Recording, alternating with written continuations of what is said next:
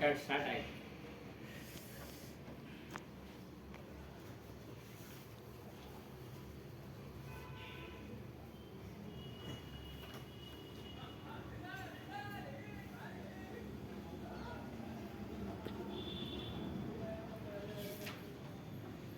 ಸದ್ಗುರು ದೇವಾಲಯ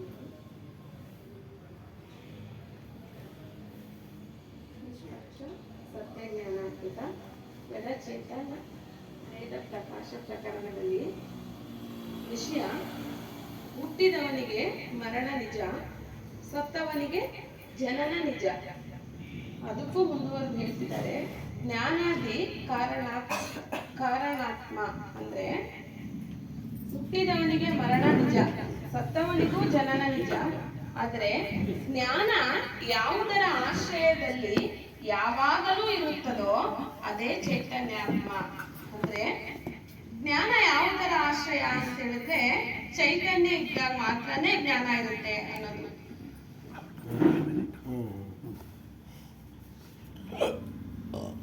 ಅನಿತ್ಯ ಯಾವಾಗಲೂ ನಿತ್ಯವಾಗಿರುವಂತದ್ದಲ್ಲ. ಅನಿತ್ಯ ಯಾವಾಗಲೂ ನಿತ್ಯವಾಗಿರುವಂತದ್ದಲ್ಲ. ಇಲ್ಲಿ ನಿತ್ಯ ವಸ್ತು ಅನಿತ್ಯ ವಸ್ತುಗಳು ನಮ್ಗೆ ಗೊತ್ತಿರ್ಬೇಕಾಗುತ್ತೆ. ನಿತ್ಯ ವಸ್ತುಗಳು ಅಂತ ಹೇಳಿದ್ರೆ ಕಣ್ಣಿಗೆ ಕಾಣದೇ ಇರುವಂತದ್ದು. ಅನಿತ್ಯ ವಸ್ತುಗಳು ಅಂತ ಹೇಳಿದ್ರೆ ನಮ್ಗೆ ಏನೇನ್ ಕಾಣಿಸ್ತಾ ಇತ್ತೋ ಅದೆಲ್ಲವೂ ಅಂತ ಹೇಳ್ತಾರೆ. ಕಣ್ಣಿಗೆ ಕಾಣಿಸುವ ಎಲ್ಲಾ ವಸ್ತುಗಳು ಅನಿತ್ಯನೇ. ನಿತ್ಯ ಅಂತ ಹೇಳಿದ್ರೆ ಸತ್ಯನಾಮ ಅಂತ ಹೇಳ್ತೀವಲ್ಲ, ಆತ್ಮ ಸ್ವರೂಪ, ಇದು ನಿತ್ಯ ವಸ್ತು. ಇಲ್ಲಿ ಮುಂದುವರೆದು ಹೇಳ್ತಿದ್ದಾರೆ, ಸ್ಥಿರ ವೃತ್ತಿ ವಿಷಯ ಸುಖ. ಸ್ಥಿರ ವೃತ್ತಿ ಆಗುವಂತಹ ಸ್ಥೂಲ ವಿಷಯ ಭೋಗದ ಸುಖವು ಅನಿತ್ಯವಾಗಿದೆ. ಏನಿಲ್ಲಂದ್ರೆ ಯಾವುದೆಂದರೆ ಸ್ಥಿರ ವೃತ್ತಿ ವಿಷಯ ಸುಖ. ಮನುಷ್ಯರು ಸ್ಥಿರವಾಗಿ ಯಾವುದನ್ನ ವೃತ್ತಿ ಮಾಡ್ತಾ ಇದ್ದಾರೋ ಆ ವಿಷಯದ ಸುಖವೆಲ್ಲವೂ ವಿಷಯ ಭೋಗದ ಸುಖವು, ಅವೆಲ್ಲವೂ ಅನಿತ್ಯವೇ ಅಂತ ಹೇಳ್ತಿದ್ದಾರೆ. ಪರಿಣಾಮ ರೂಪದಲ್ಲಿ ಕ್ಷಣಿಕ ವಿಷಯ ಸುಖದಲ್ಲಿ ಯಾವಾಗಲೂ ದುಃಖವೇ ಸಿಗುತ್ತದೆ ಅಂತ ಹೇಳಿದ್ರೆ, ಪಂಚೇಂದ್ರಿಯಗಳು ಈ ವಿಷಯಾಸಕ್ತಿ ವಿಷಯಗಳಿದೆಯಲ್ಲ, ಅವು ಎಲ್ಲದರಿಂದಲೂ ನಮಗೆ ಯಾವಾಗಲೂ ದುಃಖನೇ ಸಿಗುವಂತದ್ದು ಅಂತ ಹೇಳ್ತಿದ್ದಾರೆ. ಪಾರಮಾರ್ಥದಲ್ಲಿ ಬ್ರಹ್ಮಾನಂದ, ಯೋಗಾನಂದ, ಎಷ್ಟು ಪ್ರಕಾರದ ಆನಂದಗಳಿವೆಯೋ ಅವೆಲ್ಲವೂ ವೃತ್ತಿಗೆ ಸಂಬಂಧಪಟ್ಟದ್ದರಿಂದ ಅವುಗಳು ಕೂಡ ಅನಿತ್ಯವೇ ಆಗಿದೆ. ಗುರುಗಳು ಹೇಳುವಂತಹ ಬ್ರಹ್ಮಾನಂದ, ಯೋಗಾನಂದ, ಏನೆಲ್ಲ ಆನಂದಗಳಿವೆ ನಾವು ಅನುಭವಿಸಿದ್ವಿ ಅಂತೆಲ್ಲ ಹೇಳ್ತಾರಲ್ಲ, ಅದು ಕೂಡ ಎಲ್ಲವೂ ವೃತ್ತಿನೇ ಆಗಿರೋದ್ರಿಂದ ಅದು ಕೂಡ ಅನಿತ್ಯನೇ ಆಗಿದೆ ಅಂತ ಹೇಳ್ತಿದ್ದಾರೆ. ಸಂಸಾರದಲ್ಲಿ 5 ವಿಷಯ: ಶಬ್ದ, ಸ್ಪರ್ಶ, ರೂಪ, ರಸ ಮತ್ತು ಗಂಧ. ಇವು ಜಡತ್ವದ ವಿಷಯವಾಗಿದೆ. ಇವು ಅನೇಕ ರೂಪದಿಂದ ವಿಶ್ವದಲ್ಲಿ ಹರಡಿಕೊಂಡಿದೆ. ಈ ವಿಷಯಗಳಲ್ಲಿ ಸುಖವು ಒಪ್ಪಿಕೊಂಡು ಜೀವಿಯು ಅನಾದಿ ಕಾಲದಿಂದಲೂ ಸುಖಾಸಕ್ತಿ ಅಧ್ಯಾಸ ಸಂಸ್ಕಾರವನ್ನಿಟ್ಟುಕೊಂಡಿದ್ದಾನೆ. ನೋಡಿ, ಶಬ್ದ, ಸ್ಪರ್ಶ, ರೂಪ. ಮೇಡಮ್ ಅವ್ರಿಗೆ ಒಂದು ಪ್ರಶ್ನೆ ಆಗ್ತದೆ, ಮಾತಾಡೋದು ಮೇಡಮ್ ಅವ್ರು ಹೇಳಿದ್ರಲ್ಲ ಅನಿತ್ಯ ಅಂತ ಉಂಟು. ನನಗೆ ನಿತ್ಯ ಅನ್ನೋದು ನಾನು ಕಾಣಿಸ್ತಾ ಇರುವಲ್ಲ ನಿತ್ಯ ಅನ್ಕೊಂಡಿದ್ದೀನಿ. ಅನಿತ್ಯ ಅಂದ್ರೆ ನಾನು ಕಾಣಿಸ್ತಾ ಇರ್ತಕ್ಕಂಥವೇ ಅನಿತ್ಯ. ಆದ್ರೆ ಉಲ್ಟಾ ಗೊತ್ತಾಯ್ತಲ್ಲ ಇಲ್ಲಿ. ಅಲ್ಲ ಮೇಡಮ್, ಸಾರಿ ಅವ್ರಿಗೆ ಗೊತ್ತಾಗುತ್ತೆ. ಅಲ್ಲ, ನಿತ್ಯ ವಸ್ತು ಅಂದ್ರೆ ನಾವು ದಿನನಿತ್ಯ ನಾವೇನೆಲ್ಲ ನೋಡ್ತಿದೀವೋ ಎಲ್ಲ ವಸ್ತುಗಳು ಅಂತ. ಅನಿತ್ಯ ವಸ್ತು ಅಂದ್ರೆ ಆತ್ಮ ಅಂತ. ಅನಿತ್ಯ ಸಬ್ ಗಮನಿಸ್ತೆ ಹೇಳೋಣ ಅಂತ ನಾ ಹಂಗೆ ನೋಟ್ ಮಾಡ್ಕೊಂಡೆ ಸರ್. ಅವ್ರು ಹೇಳ್ಬಿಡ್ಲಿ, ಆಮೇಲೆ ನೋಡೋಣ ಅಂತ. ಅನಿತ್ಯ ಸಬ್ ಅಂದ್ರೆ ಯಾವಾಗಲೂ ನಿತ್ಯವಾಗಿರತಕ್ಕಂಥದ್ದಲ್ಲ. ಆ ವರ್ಡ್ನ ಅವ್ರು ಹೇಳಿಲ್ಲ, ಅದಕ್ಕೆ ನಿಲ್ಲಿಸ್ಬಿಟ್ರು, ನಿತ್ಯ ಅಂತ ನಿಲ್ಲಿಸ್ಕೊಂಡ್ಬಿಟ್ರು. ಅಷ್ಟೇ ವ್ಯತ್ಯಾಸ. ಅಂದ್ರೆ ಪೂರ್ಣವಾಗಿ ಆ ಶಬ್ದನ ಉಚ್ಚಾರಣೆ ಮಾಡ್ಲಿಕ್ಕಾಗಿಲ್ಲ. ಅನಿತ್ಯ ಸಬ್ ಅಂದ್ರೆ ಯಾವಾಗಲೂ ನಿತ್ಯವಾಗಿರತಕ್ಕಂಥದ್ದಲ್ಲ. ಅಂದ್ರೆ ಯಾವಾಗಲೂ ಇರೋಲ್ಲ ಅದು ಅನಿತ್ಯ. ಅಂದ್ರೆ ಕೆಲವು ದಿನಗಳು ಇರ್ತವೆ, ಕೆಲವು ದಿನಗಳು ಹೋಗ್ಬಿಡ್ತವೆ. ಅಂದ್ರೆ ಇವತ್ತಿರೋದು ನಾಳೆ ಇರಲ್ಲ, ನಾಳೆ ಇರೋದು ನಾಡ್ದಿರೋದಿಲ್ಲ, ಇವೆಲ್ಲ ಅನಿತ್ಯ. ಇವಾಗ ಉದಾಹರಣೆ, ಈ ತಾರೀಕು ವಾರ ಬರ್ಬೋದು, ಈ ತಾರೀಕು, ಈ ಗಳಿಗೆ, ಈ ಸೆಕೆಂಡು, ಈ ಇಸ್ವಿ ಮತ್ತೆ ಬರೋದಿಲ್ಲ, ಅನಿತ್ಯ. ಒಂದೇ ಉದಾಹರಣೆ ಅಲ್ಲೇನಮ್ಮ, ಬರುತ್ತಾ? ಇಲ್ಲ, ಅದೇ ಅನಿತ್ಯ. ಅದೇ ರೀತಿಯಾಗಿ ದೇಹ, ನಾವು ಬಾಲ್ಯ ಕಳೆದಿದ್ದೀವಿ, ಮತ್ತೆ ಬಾಲ್ಯ ಬರುತ್ತಾ? ಅನಿತ್ಯ. ದೇಹವು ಅನಿತ್ಯವೇ, ಹೊರಟೋಗುತ್ತೆ. ಆಗಲೇ ಹೇಳಿದ್ರು, ಜನನ ಆಗಿದೆ, ಇದಕ್ಕೆ ಮರಣನೂ ಆಗುತ್ತೆ. ಮರಣ ಕಣ್ಣು ಕಾಣೋದೆಲ್ಲ ನಿತ್ಯ ವಸ್ತು. ಹೌದು, ಅದು ನಿತ್ಯ ವಸ್ತು, ಅದು ಕಾಣುತ್ತೆ. ಇಲ್ಲ ಕಾಣ್ತದಣ್ಣ, ಹಂಗೆ ಇರಲ್ಲ, ಹಂಗೆ ಇರಲ್ಲ, ಅದು ಪರಿವರ್ತನೆ ಅನಿತ್ಯ ಅಂತ ಆಗುತ್ತೆ. ಅದಕ್ಕೆ ಹೇಳೋದು. ಪರಿವರ್ತನೆ ಆಗೋದು, ನಾಶ ಪರಿವರ್ತನೆ ಆಗೋದು. ಆಗುತ್ತೆ. ಅದೇ ಉದಾಹರಣೆ ಕೊಡ್ತಾ ಇದ್ದೀನಿ ನಾನು, ಅರ್ಥ ಮಾಡ್ಕೊಳ್ಬೇಕು. ಬಾಲ್ಯ ಈಗಿಲ್ಲ, ಅದೇ ಅನಿತ್ಯ. ಈ ಸಮಯ ಮತ್ತೆ ಬರಲ್ಲ, ಇದೇ ಅನಿತ್ಯ. ಅದನ್ನೇ ಆದ್ರೆ ಸ್ಥಿರ ವೃತ್ತಿ ವಿಷಯ ಸುಖ, ಈ ವೃತ್ತಿ ವಿಷಯ ಸುಖಗಳು ಯಾವಾಗಲೂ ಇದೆ. ನೀವು ಅನುಭವಿಸಿದ್ದೀರಾ, ನಿಮ್ಮ ನಂತರನೂ ಇದೆ. ಹಿಂದಿನ ಜನಗಳು ಅನುಭವಿಸಿದ್ರು ವಿಷಯ ಸುಖಗಳನ್ನ, ಶಬ್ದ, ಸ್ಪರ್ಶ, ರೂಪ, ರಸಗಂಧ. ಈಗ ನಾವು ಅನುಭವಿಸಿದ್ವಿ. ನಮ್ಮ ನಂತರ ಮುಂದಿನ ಪೀಳಿಗೆ ಇರುತ್ತೆ, ಅವ್ರ ನಂತರ ಅವ್ರ ಪೀಳಿಗೆಗೆ. ಎಲ್ಲಿವರೆಗೂ ಈ ಮಾನವ ಕುಲ ಇರುತ್ತೋ ಅಲ್ಲಿವರೆಗೂ ಆ ವಿಷಯ ಸುಖಗಳು ಇರ್ತವೆ. ಅಂದ್ರೆ ಎಸ್ ಸರ್. ದೇಹ ಮತ್ತು ಚೇತನ, ಸಾರಿ, ದೇಹ ಮತ್ತು ಆತ್ಮ ಒಂದು ಬಾಲ್ಯ ಸ್ಥಿತಿಯನ್ನ ನೋಡ್ತಾ ಇರುತ್ತೆ. ಹೌದು, ಆದ್ರೆ ಬಾಲ್ಯ ನೋಡ್ಬೋದು, ಬಾಲ್ಯ ಯಾರೋ ಹುಡುಗ ಬಾಲ್ಯದಲ್ಲಿ ಇದ್ದಾನೆ ಅಂತ ಹೇಳ್ಬಿಟ್ಟು. ಹೌದು. ಆದ್ರೆ ಅವನು ಬಾಲ್ಯದಿಂದ ಚೇಂಜ್ ಆಗ್ಬೋದ. ಹಾ, ಆದ್ರೆ ಇದು ನೋಡೋನು ಇವರೇ ತಾನೆ, ಸುಮ್ಮನೆ ದೇಹ ಮತ್ತು ಚೇತನ ತಾನೆ, ಚೈತನ್ಯ. ಬೇರೆಯವ್ರದ್ದು ನೋಡಿ ಏನ್ ಪ್ರಯೋಜನ? ನಿಮ್ಗೆ ಹೇಳ್ತಾ ಇರೋದು ಸ್ವತಃ ಆತ್ಮ ವಿಚಾರ ಹೇಳೋದು ಬೇರೆಯವ್ರಿಗೆ ಅಂದ್ರೆ ಪ್ರತಿಯೊಬ್ಬರಿಗೂ ಅನ್ವಯಿಸುತ್ತೆ ಅವರವರ ವಿಚಾರಗಳು. ನಿಮ್ಮ ದೇಹದ ವಿಚಾರ ಮಾಡಿ ಮೊದಲು ಅಂತ ಅರ್ಥ. ನಿಮ್ಮ ದೇಹ ನಿತ್ಯವೇ ಅನಿತ್ಯವೇ? ಬೇರೆಯವ್ರಿಗೆ ನಾವು ನೋಡ್ತಾ ಇರ್ತೀವಿ, ಬೇರೆಯವ್ರದ್ದು ನೋಡ್ತಾ ಇರ್ತೀವಿ, ಬಾಲ್ಯ ಯೌವನ ಅವ್ರದ್ದು ನೋಡ್ತಾ ಇರ್ತೀವಿ, ನಾವು ಅನುಭವಿಸಿದೀವಿ, ಅವ್ರದ್ದು ಅವ್ರು ಗಮನಿಸ್ಕೊಳ್ಬೇಕು. ಇದು ಶಾಶ್ವತವೇ? ಇದು ಶಾಶ್ವತನ? ಬಾಲ್ಯ ಯೌವನ ಶಾಶ್ವತನ? ಇದೇ ಆತ್ಮವಿಚಾರ. ಆತ್ಮವಿಚಾರ ತನ್ನ ತಾನು ತಿಳಿಯೋದು. ಸ್ಥಿರವೃತ್ತಿಯಿಂದ, ಸ್ಥಿರವೃತ್ತಿ, ವೃತ್ತಿ ಅಂದ್ರೆ ಕೆಲಸ. ಈ ಕೆಲಸದಲ್ಲಿ ತೊಡಗಿರತಕ್ಕಂಥ ಸ್ಥೂಲ ಕಣ್ಣಿಗೆ ಕಾಣತಕ್ಕಂಥ ವಿಷಯ ಭೋಗ ಸುಖವು ಅನಿತ್ಯವಾಗಿದೆ. ವಿಷಯ ಸುಖ ಭೋಗ, ನಾವು ಬೆಳಿಗ್ಗೆ ಒಳ್ಳೆ ಊಟ ಮಾಡಿದ್ವಿ, ಮಧ್ಯಾಹ್ನಕ್ಕೆ ಬದಲಾವಣೆ ಆಗೋಯ್ತು, ಊಟ ಸಾಕನ್ನಿಸ್ಬಿಡ್ತು ನಮಗೆ. ಬೆಳಿಗ್ಗೆ ಮಾಡಿದ ಊಟ ಚೆನ್ನಾಗಿತ್ತು, ರುಚಿಯಾಗಿ ತಿಂದ್ವಿ, ಮಧ್ಯಾಹ್ನಕ್ಕೆ ಇನ್ನೂ ಬೇಕನ್ನಿಸ್ತಾ ಇತ್ತು, ಇನ್ನೂ ತಿಂದ್ವಿ, ರಾತ್ರಿಗೆ ಬೇಡ ಅನ್ನಿಸ್ಬಿಡುತ್ತೆ ನೋಡು, ಅದು ಅನಿತ್ಯ. ರಾತ್ರಿಗೆ ಬೇಡ ಅನ್ನಿಸ್ಬಿಡುತ್ತೆ, ಬೆಳಗ್ಗೆ ಮಧ್ಯಾಹ್ನ ತಿಂದ್ಬಿಡ್ರಿ. ಹಾ, ಅದೇನು ಇವಾಗ ಅದೇ ತಿನ್ನೋಣ, ಬೇರೆ ಕೇಳ್ತೀವಿ ನೋಡಿ, ಅದು ಅನಿತ್ಯ. ಹಾಗಾಗಿ ಇದೆಲ್ಲ ದುಃಖ ಕೊಡತಕ್ಕಂಥದ್ದು ವಿಷಯ ಸುಖಗಳು. ಹೇಳ್ತಾರೆ ಸದಾಲಹೆ ದುಃಖ. ನಾವೇನಾದ್ರೂ ಇನ್ನೂ ಕೂಡ ತಿಂದ್ರೆ ನಮ್ಮ ಆರೋಗ್ಯ ಕೆಡುತ್ತೆ. ಯೌವನಾವಸ್ಥೆಯಲ್ಲಿ ಸರೋಗುತ್ತೆ, ಅವ್ರಿಗೂ ಒಂದೊಂದ್ಸರಿ ಹೆಚ್ಚು ಕಡಿಮೆ ಆಗ್ಬಿಡುತ್ತೆ. ಇನ್ನು ವೃದ್ಧಾಪ್ಯದಲ್ಲಿ ಜೀರ್ಣಶಕ್ತಿ ಕಡಿಮೆ ಆದ್ಮೇಲೆ, ಆಗಲೇ ಹೇಳಿದೆ ಡಾಕ್ಟರ್ಗಳವರೇ ನಮಗೆ ಮುದ್ದೆ ಇಡಬೇಡಿ ಅಂತೇಳಿ. ಯಾಕೆ? ನಮ್ಮ ದೇಹದ ಪ್ರಕೃತಿ ಬದಲಾವಣೆ ಆಗಿದೆ. ನಿಮಗೆ ಮುದ್ದೆ ಅರ್ಗದಿಲ್ಲ ರೀ, ಅದಕ್ಕೆ ಅನಿತ್ಯ, ಬದಲಾವಣೆ ಆಗ್ತಾ ಇರ್ತವೆ, ಶಾಶ್ವತವಾಗಿ ಯಾವುದು ಇರೋದಿಲ್ಲ. ಮತ್ತೆ ಇಲ್ಲಿ ಯೋಗಾನಂದಾದಿ ಎಷ್ಟೋ ಪ್ರಕಾರದ ಆನಂದಗಳಿವೆ. ಅಂದ್ರೆ ಯೋಗಾಸನ, ಹಠಯೋಗ, ಬೇರೆ ಬೇರೆ ಒಂದು ಸಂಗತಿಗಳು ಇದ್ದಾವೆ. ಅವುಗಳಿಂದ ಸಿಗತಕ್ಕಂಥ ಆನಂದ ಅನಿತ್ಯ. ಅದನ್ನು ಕಬೀರ್ ಸಾಹೇಬರು ಅದಕ್ಕೇನೆ ಅಷ್ಟಸಿದ್ಧಿಗಳ ಹಿಂದೆ ಹೋಗ್ಬೇಡ ನೀನು.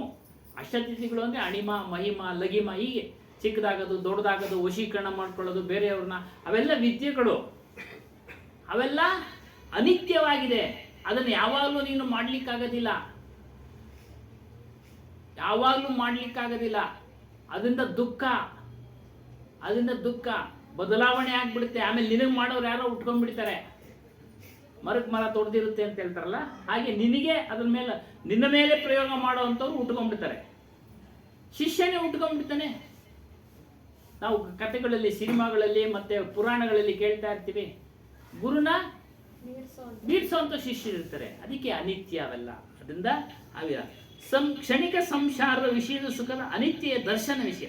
ಕ್ಷಣಿಕ ಸಂಸಾರ, ಶಬ್ದ ಸ್ಪರ್ಶ ರೂಪ ರಸಗನ್ನ ತಿಳಿಸಿದ್ವಿ, ಇವೆಲ್ಲ ಜಡ. ಅದೇನೋ ನೀನು ತಿನ್ಬೇಡ ಅಂತ ಹೇಳಲ್ಲ, ನಿನಗೆ ಆರೋಗ್ಯ ಕೆಡುತ್ತೆ ತಿನ್ಬೇಡ ಅಂತ ಅದೇನು ಹೇಳಲ್ಲ. ಪದಾರ್ಥ ಅದು ಹೇಳಲ್ಲ, ಅದಕ್ಕೆ ಜಡ. ಆದರೆ ಚೈತನ್ಯ ಶಕ್ತಿ ಉಳ್ಳ ನಾನು ಅದನ್ನು ಅರಿತೀನಿ. ಇದನ್ನು ಜಾಸ್ತಿ ತಿಂದರೆ ನನಗೆ ತೊಂದರೆ ಆಗುತ್ತೆ, ಆದ್ರಿಂದ ನಾನು ಕಡಿಮೆ ತಿನ್ನಬೇಕು ಅದು ಹೇಳಲ್ಲ. ತಿನ್ಬೇಡ್ರಿ ಅಂತ ಆಗಲೇ ಹೇಳಿಲ್ಲ. ಮುದ್ದೆ ಹೇಳುತ್ತಾ ನನಗೆ ತಿನ್ಬೇಡ ಅಂತ? ನಾವು ನಿರ್ಧಾರ ಮಾಡಿದ್ವಿ. ಆ ನಿರ್ಧಾರ ಮಾಡೋ ಶಕ್ತಿ ಯಾವುದು ಅಂದ್ರೆ ನಮ್ಮ ಅರಿವು, ನಮ್ಮ ಅರಿವು, ನಮ್ಮ ಬುದ್ಧಿಗಿಂತ ಅರಿವು. ಬುದ್ಧಿ ತೀರ್ಮಾನ ತಗೊಳುತ್ತೆ.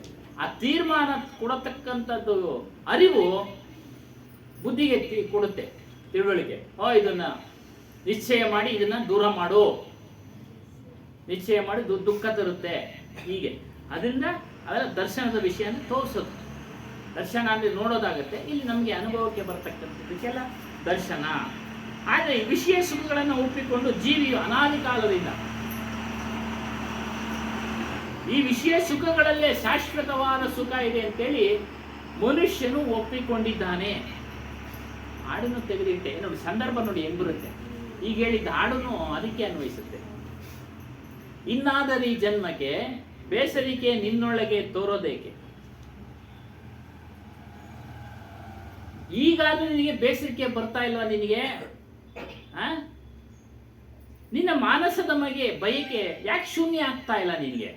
ಮೊದಲನೇ ಸಾಲಿನ ಅರ್ಥ. ಯಾಕೆ ಶೂನ್ಯ ಅಂದ್ರೆ ಖಾಲಿ ಆಗ್ತಾ ಇಲ್ಲ, ಬೇಡ ಅಂತ ಅನ್ನಿಸ್ತಾ ಇಲ್ಲ ಯಾಕೆ ನಿನ್ನ ಮನಸ್ಸಿಗೆ? ಎರಡನೇ ಸಾಲು, ಪಡೆಯದಿಹ ಪದವಿ ಇಲ್ಲ. ನೀನು ಹಿಂದಿನ ಜನ್ಮಗಳಲ್ಲಿ ಏನೇನೋ ಪದವಿ ಪಡೆದಿದ್ಯಾ. ಸಣ್ಣ ವಯಸ್ಸಿನಿಂದಲೇ, ಬಾಲ್ಯದಿಂದಲೇ ಪ್ರಶಸ್ತಿಗಳು ಪಡ್ಕೊಂಡ್ ಬಂದಿರ್ತೀಯ. ಅನೇಕ ಪ್ರಶಸ್ತಿಗಳು ನೋಡ್ತಾ ಇರ್ತೀವಿ ನಾವು. ಹುಡುಗರು ಸ್ಕೂಲ್ನಲ್ಲಿ 1ನೇ ಕ್ಲಾಸ್ನಲ್ಲೂ ಪ್ರಶಸ್ತಿ, 2ನೇ ಕ್ಲಾಸಲ್ಲೂ ಪ್ರಶಸ್ತಿ, ಅದೆಲ್ಲ ಕಣ್ಣಿಗೆ ಕಾಣುತ್ತೆ. ಅದೇ ರೀತಿ ಹಿಂದಿನ ಜನ್ಮದಲ್ಲೂ ಸಹ ನೀನು ಪ್ರಶಸ್ತಿನ ಪದವಿ ಇದೆಯಪ್ಪ, ಪದವಿ ಇಲ್ಲ, ಎಲ್ಲಾ ರೀತಿಯ ಪ್ರಶಸ್ತಿ ಪಡೆದಿದ್ಯಾ. ಆ ಸಮಯದಲ್ಲಿ ಏನೇನಿತ್ತೋ ಅರ್ಥ ಆಯ್ತಾ? ಹಿಂದಿನ ಜನ್ಮದಲ್ಲಿ ಆ ಒಂದು ಪರಿಸರಕ್ಕೆ ತಕ್ಕಂಗೆ, ವಾತಾವರಣ ತಕ್ಕಂಗೆ ಏನ್ ಪ್ರಶಸ್ತಿಗಳು ಅದನ್ನೆಲ್ಲ ಪಡೆದಿದ್ಯಾ. ಈಗ ಭಾರತ ರತ್ನ ಇದೆ. ಬ್ರಿಟಿಷ್ನವ್ರಿಗೆ ಆಳವಾಗಿತ್ತ? ಇಲ್ಲ. ನೋಡಿ, ಅದೇ ಆ ರೀತಿ ನಾವು ಅರ್ಥ ಮಾಡ್ಕೊಳ್ಬೇಕು.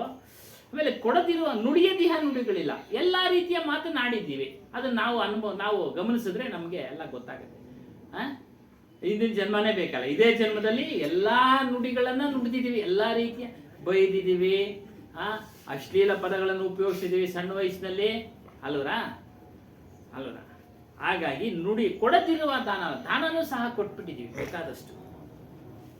ಕೂಡದಿಹ ಎಷ್ಟರ ಕುಲಗಳಿದ್ವು ಆ ಕಾಲದಲ್ಲಿ, ಆ ಕುಲಗಳೆಲ್ಲ ಹುಟ್ಟಿದ್ದೀವಿ. ಕಣ್ಣಿಂದ ನೋಡದಿಹ ನೋಟವಿಲ್ಲ.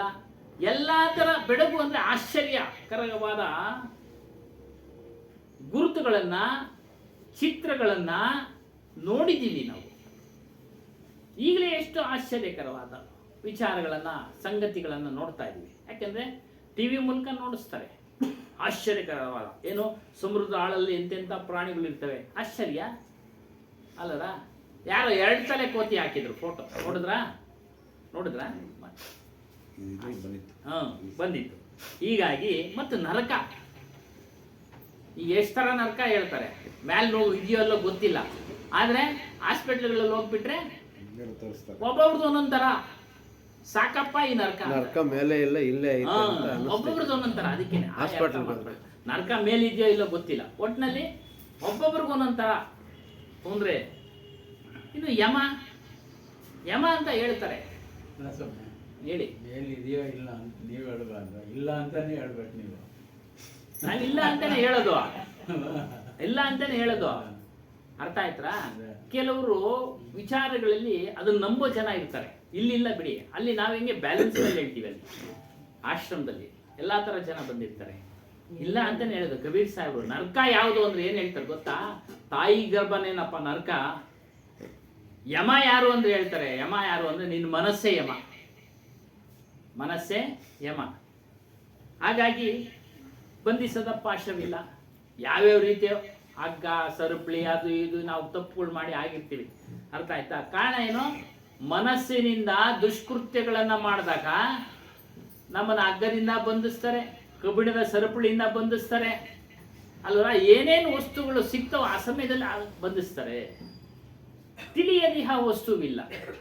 ಎಲ್ಲ ವಸ್ತುಗಳನ್ನ ಈಗಲೇ ತಿಳಿತಾ ಇದ್ದೀವಿ. ಸಣ್ಣ ಊರಲ್ಲಿ ನಾವು ಟಿವಿ ಇರಲಿಲ್ಲ, ರೇಡಿಯೋ ಇತ್ತು, ಟಿವಿ ಬಂತು, ಮೊಬೈಲ್ ಬಂತು, ಅದೇ ಪಿನ್ ಡ್ರೈವ್ ಬಂತು, ರೆಕಾರ್ಡ್ ಮಾಡೋದು ಸಿಡಿಗಳು ಬಂದ್ವು ಅಲ್ಲ, ಎಷ್ಟು ಥರ.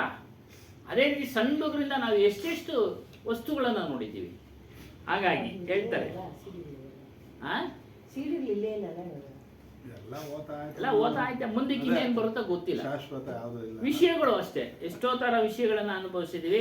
ತತ್ವ ವಿಚಾರಗಳನ್ನು ಎಷ್ಟೋ ವಿಚಾರಗಳನ್ನು ಅನುಭವಿಸಿದ್ದೀವಿ. ವಿದ್ಯೆಗಳು ಎಷ್ಟೋ ರೀತಿಯ ವಿದ್ಯೆಗಳನ್ನು ಓದಿದ್ದೀವಿ ಅಲ್ಲ, ಒಂದಲ್ಲ ಎರಡಲ್ಲ. ಈಗೇನೋ ಈ ನಾವು ಒಂದು PUC ಓದಿದ್ದೀವಿ, ಅವರು ಡಿಗ್ರಿ ಓದವ್ರೆ, ಹಿಂದಿನ ದಿನದಲ್ಲಿ ಡಾಕ್ಟರ್ ಆಗಿದ್ರು, ವಕೀಲರಾಗಿದ್ರು, ಅದಕ್ಕೆ ಹಿಂದೆ ಹೀಗೆ ವಿಜ್ಞಾನಿ ಆಗಿದ್ರು, ಏನೇನಿತ್ತು ಅದೆಲ್ಲ ಆಗಿದ್ದೀವಿ. ಮಂತ್ರಗಳು ಎಷ್ಟೋ ಮಂತ್ರಗಳು ಪಠನೆ ಮಾಡಿಬಿಟ್ಟಿದ್ದೀವಿ ನಾವು, ಲೆಕ್ಕ ಇಲ್ಲದಷ್ಟು. ನಡತೆ ನಟಿಸತಃ ನಡತೆ ಇಲ್ಲ.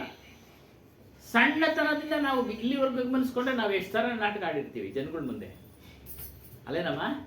ಸುಳ್ಳು ಹೇಳಿರ್ತೀವಿ, ಡ್ರಾಮಾ ಮಾಡಿರ್ತೀವಿ, ಹಂಗೆ ಹಿಂಗೆ ಮೈ ಮೇಲೆ ತೋರಿಸಿದೀವಿ. ಕರ್ಮನೂ ಅಷ್ಟೇ, ಎಷ್ಟೋ ಕೆಲಸಗಳು ಮಾಡಿದ್ದೀವಿ. ಒಂದದಿರುವ ಯೋನಿಗಳೇ ಇಲ್ಲ. ಅಂದ್ರೆ 84 ಲಕ್ಷ ಜೀವರಾಶಿಗಳು ಅಂತ ಹೇಳ್ತಾರಲ್ಲ, ಅದೆಲ್ಲ ತಾಯಿ ಗರ್ಭದ, ಅವೆಲ್ಲ ತಾಯಿ ಗರ್ಭ. ಯೋನಿಗಳಂದ್ರೆ ತಾಯಿ ಗರ್ಭ. ಲೋಕ ಸಾಧಾರಣವಾಗಿ ಮೊನ್ನೆ ಅಮೆರಿಕಕ್ಕೆ ಬಂದ್ಬಿಟ್ರಿ ಸ್ವಾಮಿ ನೀವು, ಅದು ಭಾರತದಲ್ಲಿಲ್ಲ ಅಲ್ವಾ? ಅದೊಂದು ಲೋಕ. ಹೇಳ್ತಾರಲ್ಲ ಅಮೆರಿಕದಲ್ಲಿ ಹೋದ್ರೆ ಹಾಯಾಗಿರ್ಬೋದಪ್ಪ. ಹಂಗೆ ತಿರುಗದಿಹ ಲೋಕವಿಲ್ಲ. ಹೇಳ್ತಾರೆ 7 14 ಲೋಕಗಳಿದಾವೆ ಅಂತ, ಇದಾವೆ ಅಂತ ಹೇಳ್ತಾರೆ. ಅರ್ಥ ಆಯ್ತಾ? ಈ ಲೋಕ ಭೂಲೋಕದಲ್ಲೇ ನಾವು ಹಲವಾರು ಸುತ್ತುತ್ತಾ ಇದ್ದೀವಿ. ಆಮೇಲೆ ಸುಡುಗಾಡೆ ಇಲ್ಲ. ಸುಡುಗಾಡು ಅಂದ್ರೆ ಸ್ಮಶಾನ. ಎಲ್ಲೆಲ್ಲಿ ಹುಟ್ಟಿದ್ವೋ ಅಲ್ಲಿ ನಾವು ಮರಣ ಆದಾಗ ನಮ್ಮ ದೇಹನ ಸುಟ್ಟಿರ್ತಾರೆ, ನಮ್ಮ ದೇಹವನ್ನ ಸುಟ್ಟಿರ್ತಾರೆ. ಹೀಗಿದ್ರೂ ಸಹ ನೋಡಿದ್ದನ್ನೇ ನೋಡುವೆ. ಸಣ್ಣ ವಯಸ್ಸಿನಿಂದ ನೋಡ್ತಾ ಇದ್ಯಾ, ಮತ್ತೆ ಈಗಲೂ ಅದನ್ನೇ ನೋಡ್ತಾ ಇದ್ಯಾ, ಮತ್ತೆ ಈಗಲೂ ಅದನ್ನೇ ನೋಡ್ತಾ ಇದ್ಯಾ. ಪ್ರಪಂಚನ ತಿಂದು ತೇಗಾಡಿದ್ದನ್ನೇ ತಿನ್ನುವೆ, ಅದೇ ತಿಂತಾ ಇದ್ಯಾ. ಬೇಡಿದ್ದುದನ್ನೇ ಬೇಡ. ದೇವ್ರ ಹತ್ರ ದಿನ ಅದನ್ನೇ ಬೇಡ್ತ್ಯಾ. ಮೊದಲನೇ ದಿನ ಏನು ಬೇಡ್ತ್ಯಾ? ನನಗೆ ಐಶ್ವರ್ಯ ಆಯ್ತು, ಆಶು ಬುದ್ಧಿ ಬಂದ ಮೇಲೆ ಎಲ್ಲ ಅವ್ರು ಕೇಳೋದು, ಅಕ್ಕಪಕ್ಕ ಅವರೆಲ್ಲ ಕೇಳಿ ಬೇಡ್ಕೊಳ್ಳೋದು. ನಾವೇ ಹೇಳ್ತೀವಿ, ಗುರು ದೇವ್ರನ್ನ ಬೇಡ್ಕೊಳ್ಳೋದ. ವಯಸ್ಸಿಗೆ ಬಂದಮೇಲೆ, ತಿಳುವಳಿಕೆ ಬಂದಮೇಲೆ ದೇವ್ರನ್ನ ಬೇಡ್ಕೊಳ್ಳೋ, ಕೊಡ್ತಾನೆ. ಮದುವೆ ಆಗಲಿ ಅಂತ ಹೇಳ್ತಾನೆ, ಮದುವೆ ಆಗಲಿ ಅಂತ ಕೇಳ್ಕೊಳ್ಳೋ ಅಲ್ವರಾ? ಇವತ್ತಿನ ದಿನ ಮದುವೆ ವಿಚಾರದಲ್ಲಿ ಎಷ್ಟು ಕಷ್ಟ ಇದೆ ಗೊತ್ತಾ ಗಂಡು ಮಕ್ಕಳಿಗೆ. ಹಾಗಾಗಿ ಮದುವೆ ನಾನು ಎಲ್ಲ ಒಟ್ಟಾರೆ ಹೇಳ್ತೀನಿ. ಒಳ್ಳೆ ಮಂತನ ಬಂದಾಗ, ಒಳ್ಳೆ ವಿಚಾರ ಬಂದಾಗ, ಒಳ್ಳೆ ಒಂದು ಸಂಬಂಧ ಬಂದಾಗ ತಕ್ಷಣ ನೀವು ಮದುವೆ ಮಾಡ್ಕೊಳ್ಬೇಕು. ಮದುವೆ ಮಾಡಬೇಕು, ಮಕ್ಕಳಿಗೆ ಮದುವೆ ಮಾಡಬೇಕು. ಒಳ್ಳೆ ಸಂಬಂಧ ಬಂದಾಗ, ಒಳ್ಳೆಯವರು ಅಂತ ಕಂಡು ಬಂದಾಗ. ಬಹಳ ಕಷ್ಟ ಈ ಕಾಲದಲ್ಲಿ ಸಿಗೋದು. ನೋಡೋಣ ಅಂದ್ರೆ ಮುಂದಕ್ಕೆ ಹೋಗ್ತಾರೆ. ನೋಡ್ತಾನೆ. ಹೌದು, ಏನೋ ಒಂದು ಮಾಡ್ಕೊಳ್ತಾರೆ, ಏನೋ ಒಂದು ಆಗ್ಲಿ, ಆಮೇಲೆ ಒಟ್ಟಿನಲ್ಲಿ ನೀವು ಒಪ್ಪಿಗೆ ಕೊಟ್ಬಿಡ್ಬೇಕು. ವಿಚಾರ ಅದು ಮುಖ್ಯ. ಯಾಕಂದ್ರೆ ನಾನು ಸಹ ಅದು ಇದು ಹೇಳಿ ತಿಳಿಸ್ತಾ ಇರ್ತೀನಿ ಇವ್ರಿಗೆ, ನಮ್ಮ ಸ್ನೇಹಿತರಿಗೆ. ನಮ್ಮ ಮೊಮ್ಮಕ್ಕಳು ಹುಡುಕ್ತಾ ಇದ್ದೀವಿ, ಸ್ವಾಮಿ. ಎಲ್ಲವ್ರೆ ಎಲ್ಲ ಮೇಲವ್ರೆ, ಹೆಣ್ಣವರೆಲ್ಲ ಹೆಣ್ಣತ್ತಿರೋರೆಲ್ಲ ಅವ್ರೇನೋ ಇದೆ, ತಪ್ಪು ತಿಳಿಬೇಡಿ. ಎಲ್ಲ ಮ್ಯಾಲವ್ರೆ,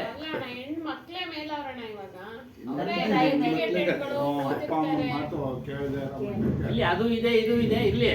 ಅಲ್ಲ ಏನಾದ್ರು ಬಂದ್ರೆ ಅಕಸ್ಮಾತ್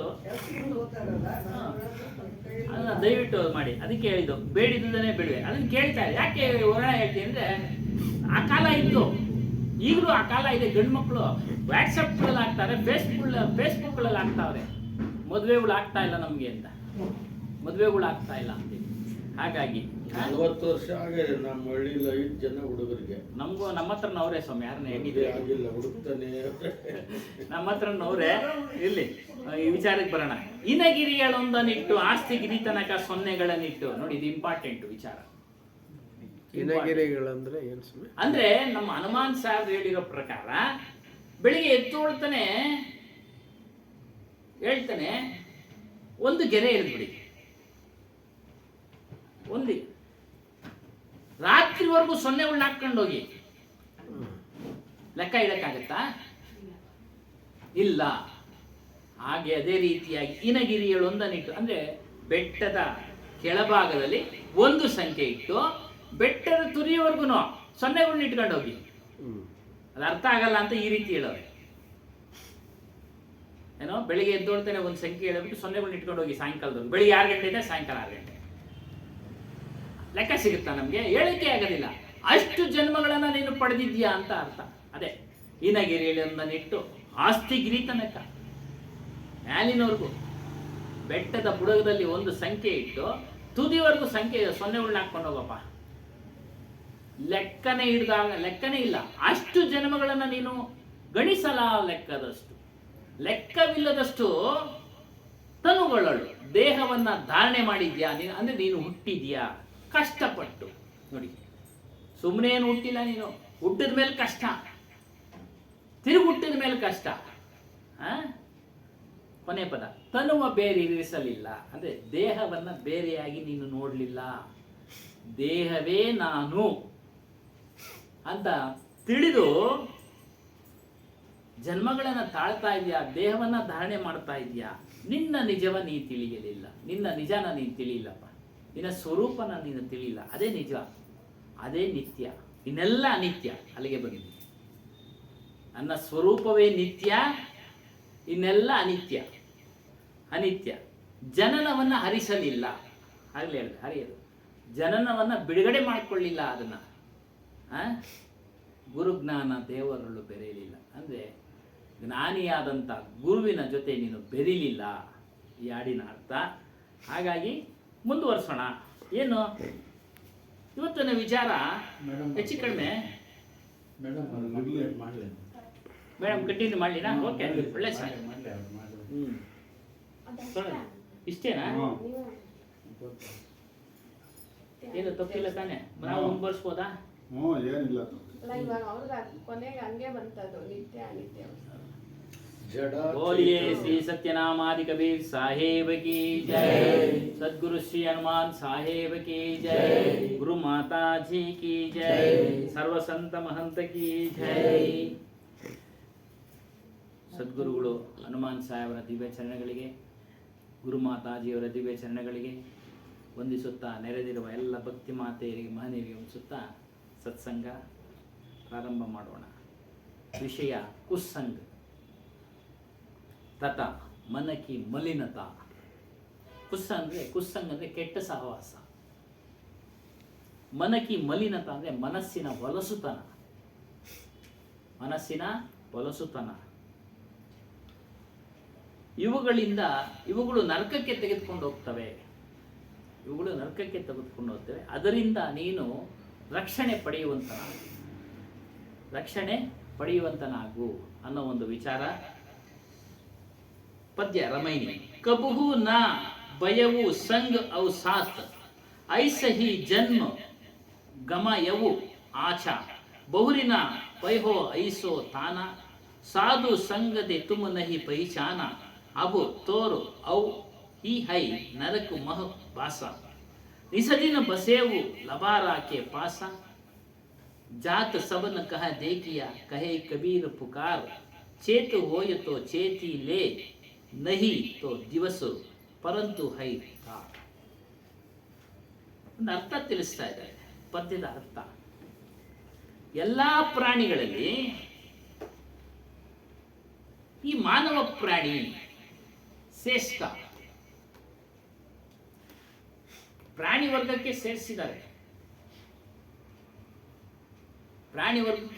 ಏನಪ್ಪ ನಮ್ಮನ್ನು ಪ್ರಾಣಿ ವರ್ಗಕ್ಕೆ ಸೇರಿಸ್ಬಿಟ್ರು ಅಂತ ಅಂದ್ರೆ, ನಾವು ಒಂದು ಎಲ್ಲ ಪ್ರಾಣಿಗಳಂತೆ ನಾವು ಮಾನವ ಪ್ರಾಣಿ, ಬುದ್ಧಿವಂತ ಪ್ರಾಣಿ, ಮಾನವ ಪ್ರಾಣಿ. ಅದು ಸರ್ವಶ್ರೇಷ್ಠವಾದದ್ದು. ಯಾಕೆ ಶ್ರೇಷ್ಠ ಅಂತ ಅಂದ್ರೆ, ಇವ್ರು ಹೇಳ್ದಂಗೆ ಬುದ್ಧಿವಂತ, ವಿಚಾರ ಮಾಡೋ ಶಕ್ತಿ ಇದೆ, ಸತ್ಯಾಸತ್ಯಗಳನ್ನ ತಿಳಿಯೋ ಶಕ್ತಿ ಇದೆ, ಪ್ರಶ್ನೆಗಳನ್ನು ಕೇಳೋ ಶಕ್ತಿ ಇದೆ, ಮಾತನಾಡೋ ಶಕ್ತಿ ಇದೆ, ಕಷ್ಟ ವಿಚಾರಗಳು ಬಂದಾಗ ದೂರ ಹೋಗೋ ಶಕ್ತಿ ಇದೆ ವಿಚಾರ ಮಾಡಿ. ಅದಕ್ಕೆ ಇದು ಶ್ರೇಷ್ಠ ಅಂತ ಹೇಳಿದ. ಅದು ಶ್ರೇಷ್ಠ.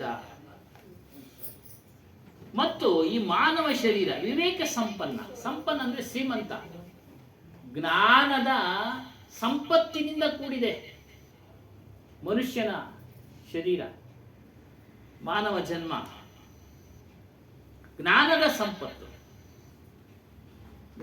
ಸಂಪತ್ತು. ಇನ್ನೊಂದು ವಿಚಾರ ಹೇಳುದು ಇಲ್ಲಿ ಆಗ್ಲೇ, ಯಾವುದರ ಆಧಾರ ಹೇಳಿದ್ರಲ್ಲಮ್ಮ, ಜ್ಞಾನ ಯಾವುದರ ಆಧಾರ?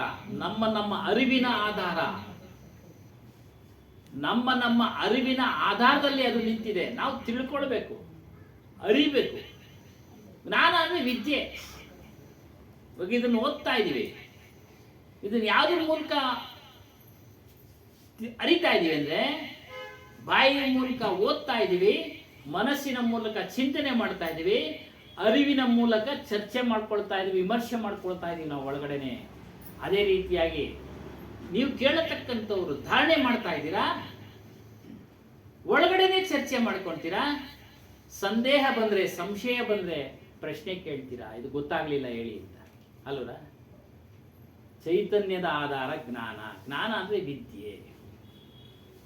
ಆತ್ಮಜ್ಞಾನ ಅಂದ್ರೆ ನನ್ನನ್ನ ನಾನು ತಿಳಿಯೋದು ವಿದ್ಯೆ, ತಿಳಿಯುವ ವಿದ್ಯೆ.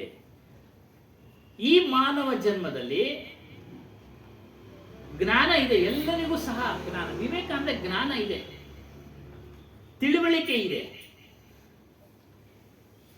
ಇದನ್ನ ಕಲ್ಯಾಣದ ಅಂದ್ರೆ ನಮ್ಮ ಉದ್ಧಾರ ಮಾಡಿಕೊಳ್ಳತಕ್ಕಂಥ ಕಾರ್ಯದ ಕಡೆಗೆ ನಾವು ತೆಗೆದುಕೊಂಡು ಹೋಗ್ಬೇಕು. ಈ ಶರೀರವನ್ನ ತೆಗೆದುಕೊಂಡು ಹೋಗ್ಬೇಕು. ನೋಡಿ, ನೀವೆಲ್ಲ ಶರೀರ ಬಂದಿದೆ, ನಾನು ಅಲ್ಲಿಂದ ಬಂದಿದ್ದೀನಿ, ಎಲ್ಲರೂ ಬಂದಿದ್ದೀರಾ. ಶರೀರ ಬಂದಿದೆ, ಅದ್ರ ಜೊತೆಗೆ ಮನಸ್ಸು ಸಹ ಇಲ್ಲಿ ಕುಳಿತುಕೊಳ್ಬೇಕು, ಆಲಿಸಬೇಕು. ಸಂಪಾದಿತ ಅಂದ್ರೆ ಪಡೆಯೋದು. ಪಡೆಯಬೇಕು. ಈ ಮಾನವ ಜೀವನ ಒಂದೊಂದು ಕ್ಷಣನೂ ಸಹ ಬೆಲೆ ಉಳ್ಳದ್ದು. ಆಗ್ಲೇ ಹೇಳಿದ್ವಿ, ಇವತ್ತಿನ ಇಸ್ವಿ ಗಂಟೆ ಗಳಿಗೆ ಮತ್ತೆ ಬರೋದಿಲ್ಲ. ಹಾಗಾಗಿ ಸಮಯವನ್ನ, ಮಾನವ ಜನ್ಮದ ಸಮಯವನ್ನ ನಾಜೂಕಾಗಿ ಉಪಯೋಗಿಸ್ಕೊಳ್ಬೇಕು, ಒಳ್ಳೆತನದಿಂದ ಉಪಯೋಗಿಸ್ಕೊಳ್ಬೇಕು. ಈ ಸಮಯ ಅನ್ನೋದಿದೆಯಲ್ಲ, ಇದಕ್ಕೆ ಬೆಲೆನೇ ಕಟ್ಟಕ್ಕಾಗೋದಿಲ್ಲ. ಸಮಯಕ್ಕೆ ವಜ್ರದಿಂದ ಬೆಲೆ ಕಟ್ತೀರಾ? ಸಮಯನ ಪರ್ಚೇಸ್ ಮಾಡ್ತೀರಾ? ವಜ್ರದಿಂದ, ಚಿನ್ನದಿಂದ ಪರ್ಚೇಸ್ ಮಾಡ್ತೀರಾ ಸಮಯನ? ಅಂದಾಜೆ ಮಾಡ್ಲಿಕ್ಕಾಗೋದಿಲ್ಲ. ಸಮಯಕ್ಕೆ ಅಷ್ಟು ವ್ಯಾಲ್ಯೂ ಇದೆ. ಯಾರು ಸಮಯವನ್ನ ಶಿಸ್ತು ಹೇಳ್ತಾರೆ, ಡಿಸಿಪ್ಲಿನ್ ಅಂತ ಹೇಳ್ತಾರೆ, ಸಮಯಕ್ಕೆ ಸರಿಯಾಗಿ ಏನೇನು ಮಾಡ್ಕೊಂಡು ಬಂದ್ರೋ ಅಂತಹವರು ಇವತ್ತಿನ ಯಶಸ್ಸಿನ ಶಿಖರಗಳನ್ನ ಏರಿದ್ದಾರೆ. ನಾವು ನೋಡ್ತಾ ಇದ್ದೀವಿ, ಓದ್ತಾ ಇದ್ದೀವಿ. ಸಮಯನೂ ಆದಿಮೂಲನ. ಹಾದಿ ಅಂದ್ರೆ ಪದ ಬೇರೆ, ಅರ್ಥ ಒಂದೇ. ಸಮಯ ಅದು ಮೊದಲಿಂದ ಬಂದಿರೋದಂತಾನೆ ಇದೆಲ್ಲ ಸಮಯ. ಹೌದು ಟೈಮ್ ಮೊದಲಿಂದ ಆದಿಮೂಲನೇ ಅದು. ಹೌದು ಮೊದಲಿಂದನೂ ಇದೆ. ಇನ್ನ ಅಂದಾಜು ಮಾಡ್ಲಿಕ್ಕಾಗಲ್ಲ. ಹೀರೆ ಮೋತಿಗಳಿಂದ ಅನುಮಾನ ಆಗಲ್ಲ. ಮಾನವ ಸುಪತ್ पर चलकर इसी जीवन में परम शांति का लाभ ले सकता है. ಈ ಮಾನವ ಜನ್ಮವನ್ನ ಸುಪತ್ ಅಂದ್ರೆ ಸುಮಾರ್ಗ, ಒಳ್ಳೆ ಮಾರ್ಗದಲ್ಲಿ ತೆಗೆದುಕೊಂಡೋಗಿ ಜೀವನದಲ್ಲಿ ಪರಮ ಶಾಂತಿಯನ್ನ ಪಡೆಯಬೇಕು. ಲೇ ಸಕ್ತಾ ಹೈ, ಪಡೆಯಬೇಕು.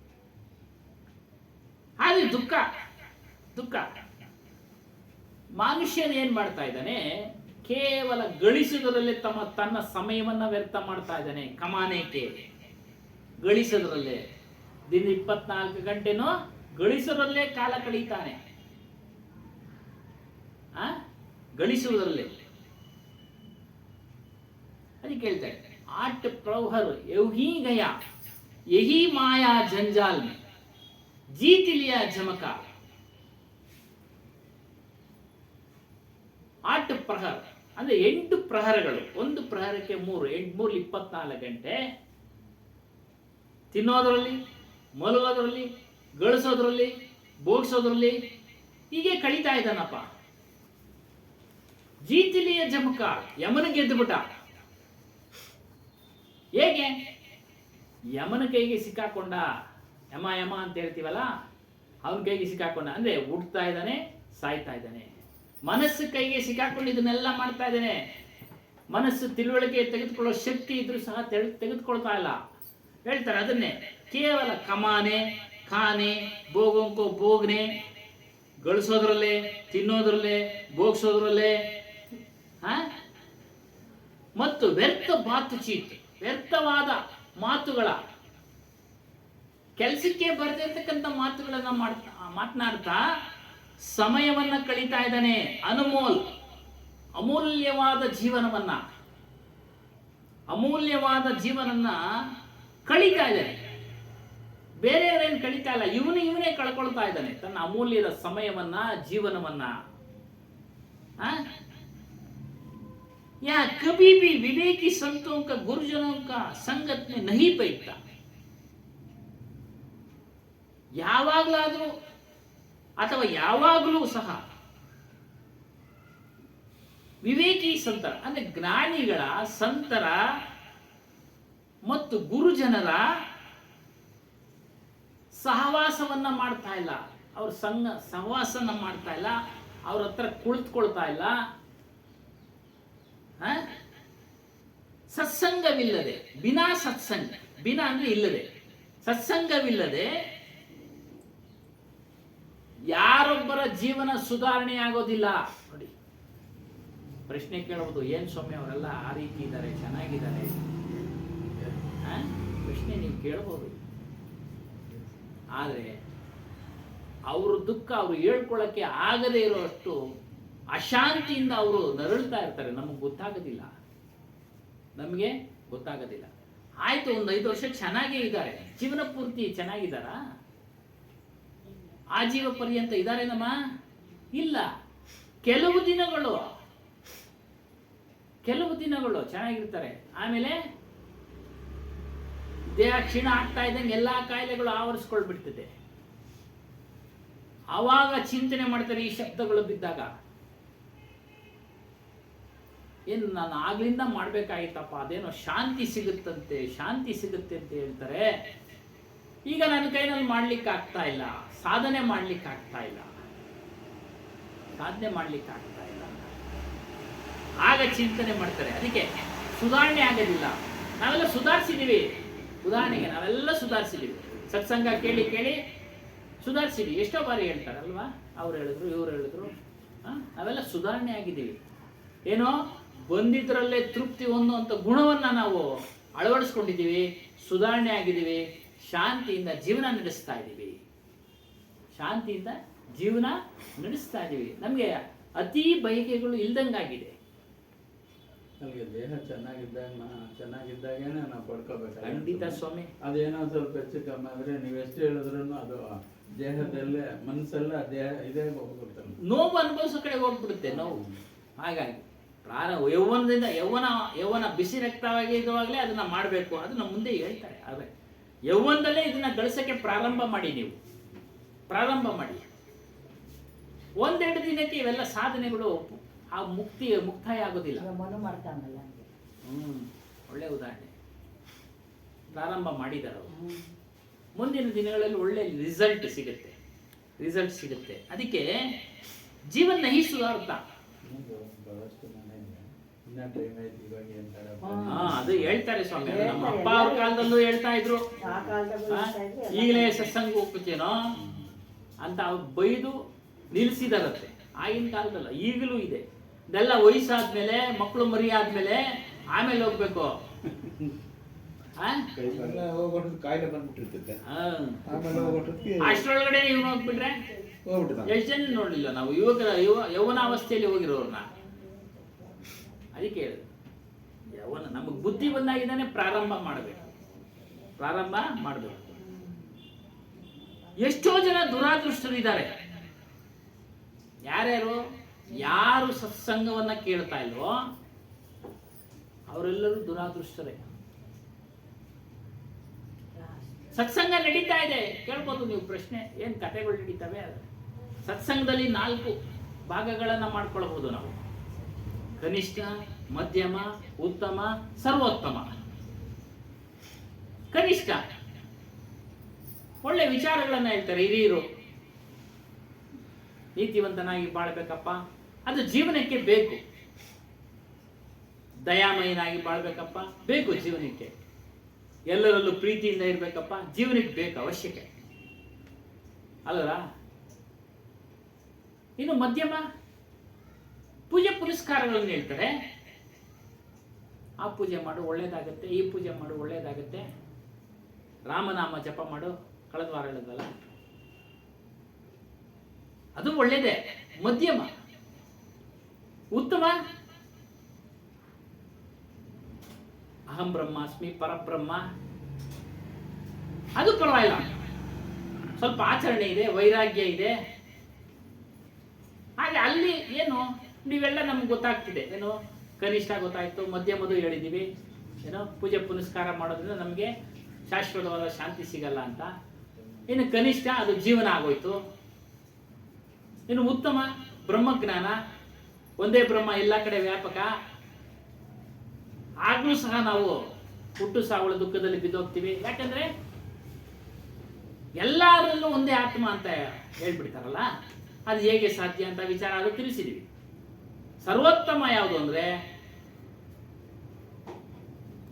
ಎಲ್ಲರೂ ಸಹ ಚೈತನ್ಯ ಸ್ವರೂಪಿಗಳು, ಬೇರೆ ಬೇರೆ.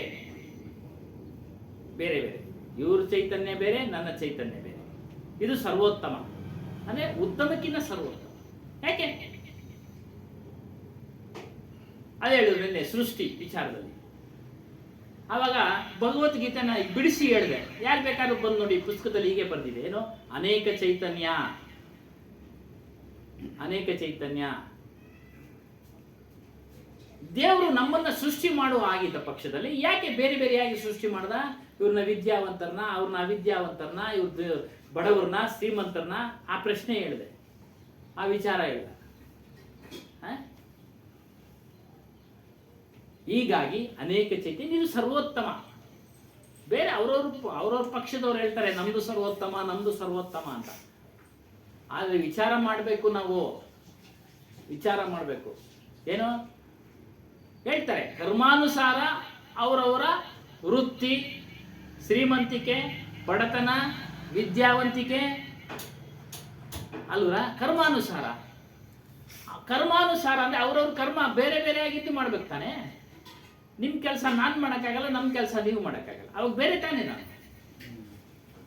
ನಾನು ಸರ್ಕಾರಿ ನೌಕರದಲ್ಲಿದ್ದೆ, ನೀವು ವ್ಯಾಪಾರಸ್ಥರಾಗಿದ್ದೀರಾ, ಬೇರೆ ಬೇರೆ ತಾನೆ. ದೇಹನೂ ಬೇರೆ, ಆತ್ಮನೂ ಬೇರೆ. ಅದೇ ಕಬೀರ್ ಸಾಹೇಬರ ವಿಚಾರ, ಅನೇಕ ಚೈತನ್ಯ, ಇದು ಸರ್ವೋತ್ತಮ. ಈ ರೀತಿಯಾಗಿ ಸತ್ಸಂಗ ಕೇಳೋದಿಕ್ಕೆ ಬರೋದಿಲ್ಲ, ಬೇಡ ಅವುಗಳನ್ನಾದ್ರೂ ಕೇಳ್ತಾರ. ಇವತ್ತೊಂದು ದಿವಸ ಯಾವುದು ಕನಿಷ್ಠ ಸತ್ಸಂಗವನ್ನ, ಅಂದ್ರೆ ನೀತಿ ನಿಜಾಯಿತಿಗಳನ್ನ ಪಾಲನೆ ಮಾಡತಕ್ಕಂಥ ವಿಚಾರಗಳನ್ನ ಇವತ್ತೊಂದು ದಿನ ಕೇಳ್ತಾ ಇಲ್ಲ ಯುವಕರು. ಅದನ್ನು ತಿಳಿಸಿಕೊಡ್ತಕ್ಕಂಥ ತಂದೆ ತಾಯಿಗಳು ಕಡಿಮೆ ಆಗ್ಬಿಟ್ಟಿದ್ದಾರೆ ಇವತ್ತು.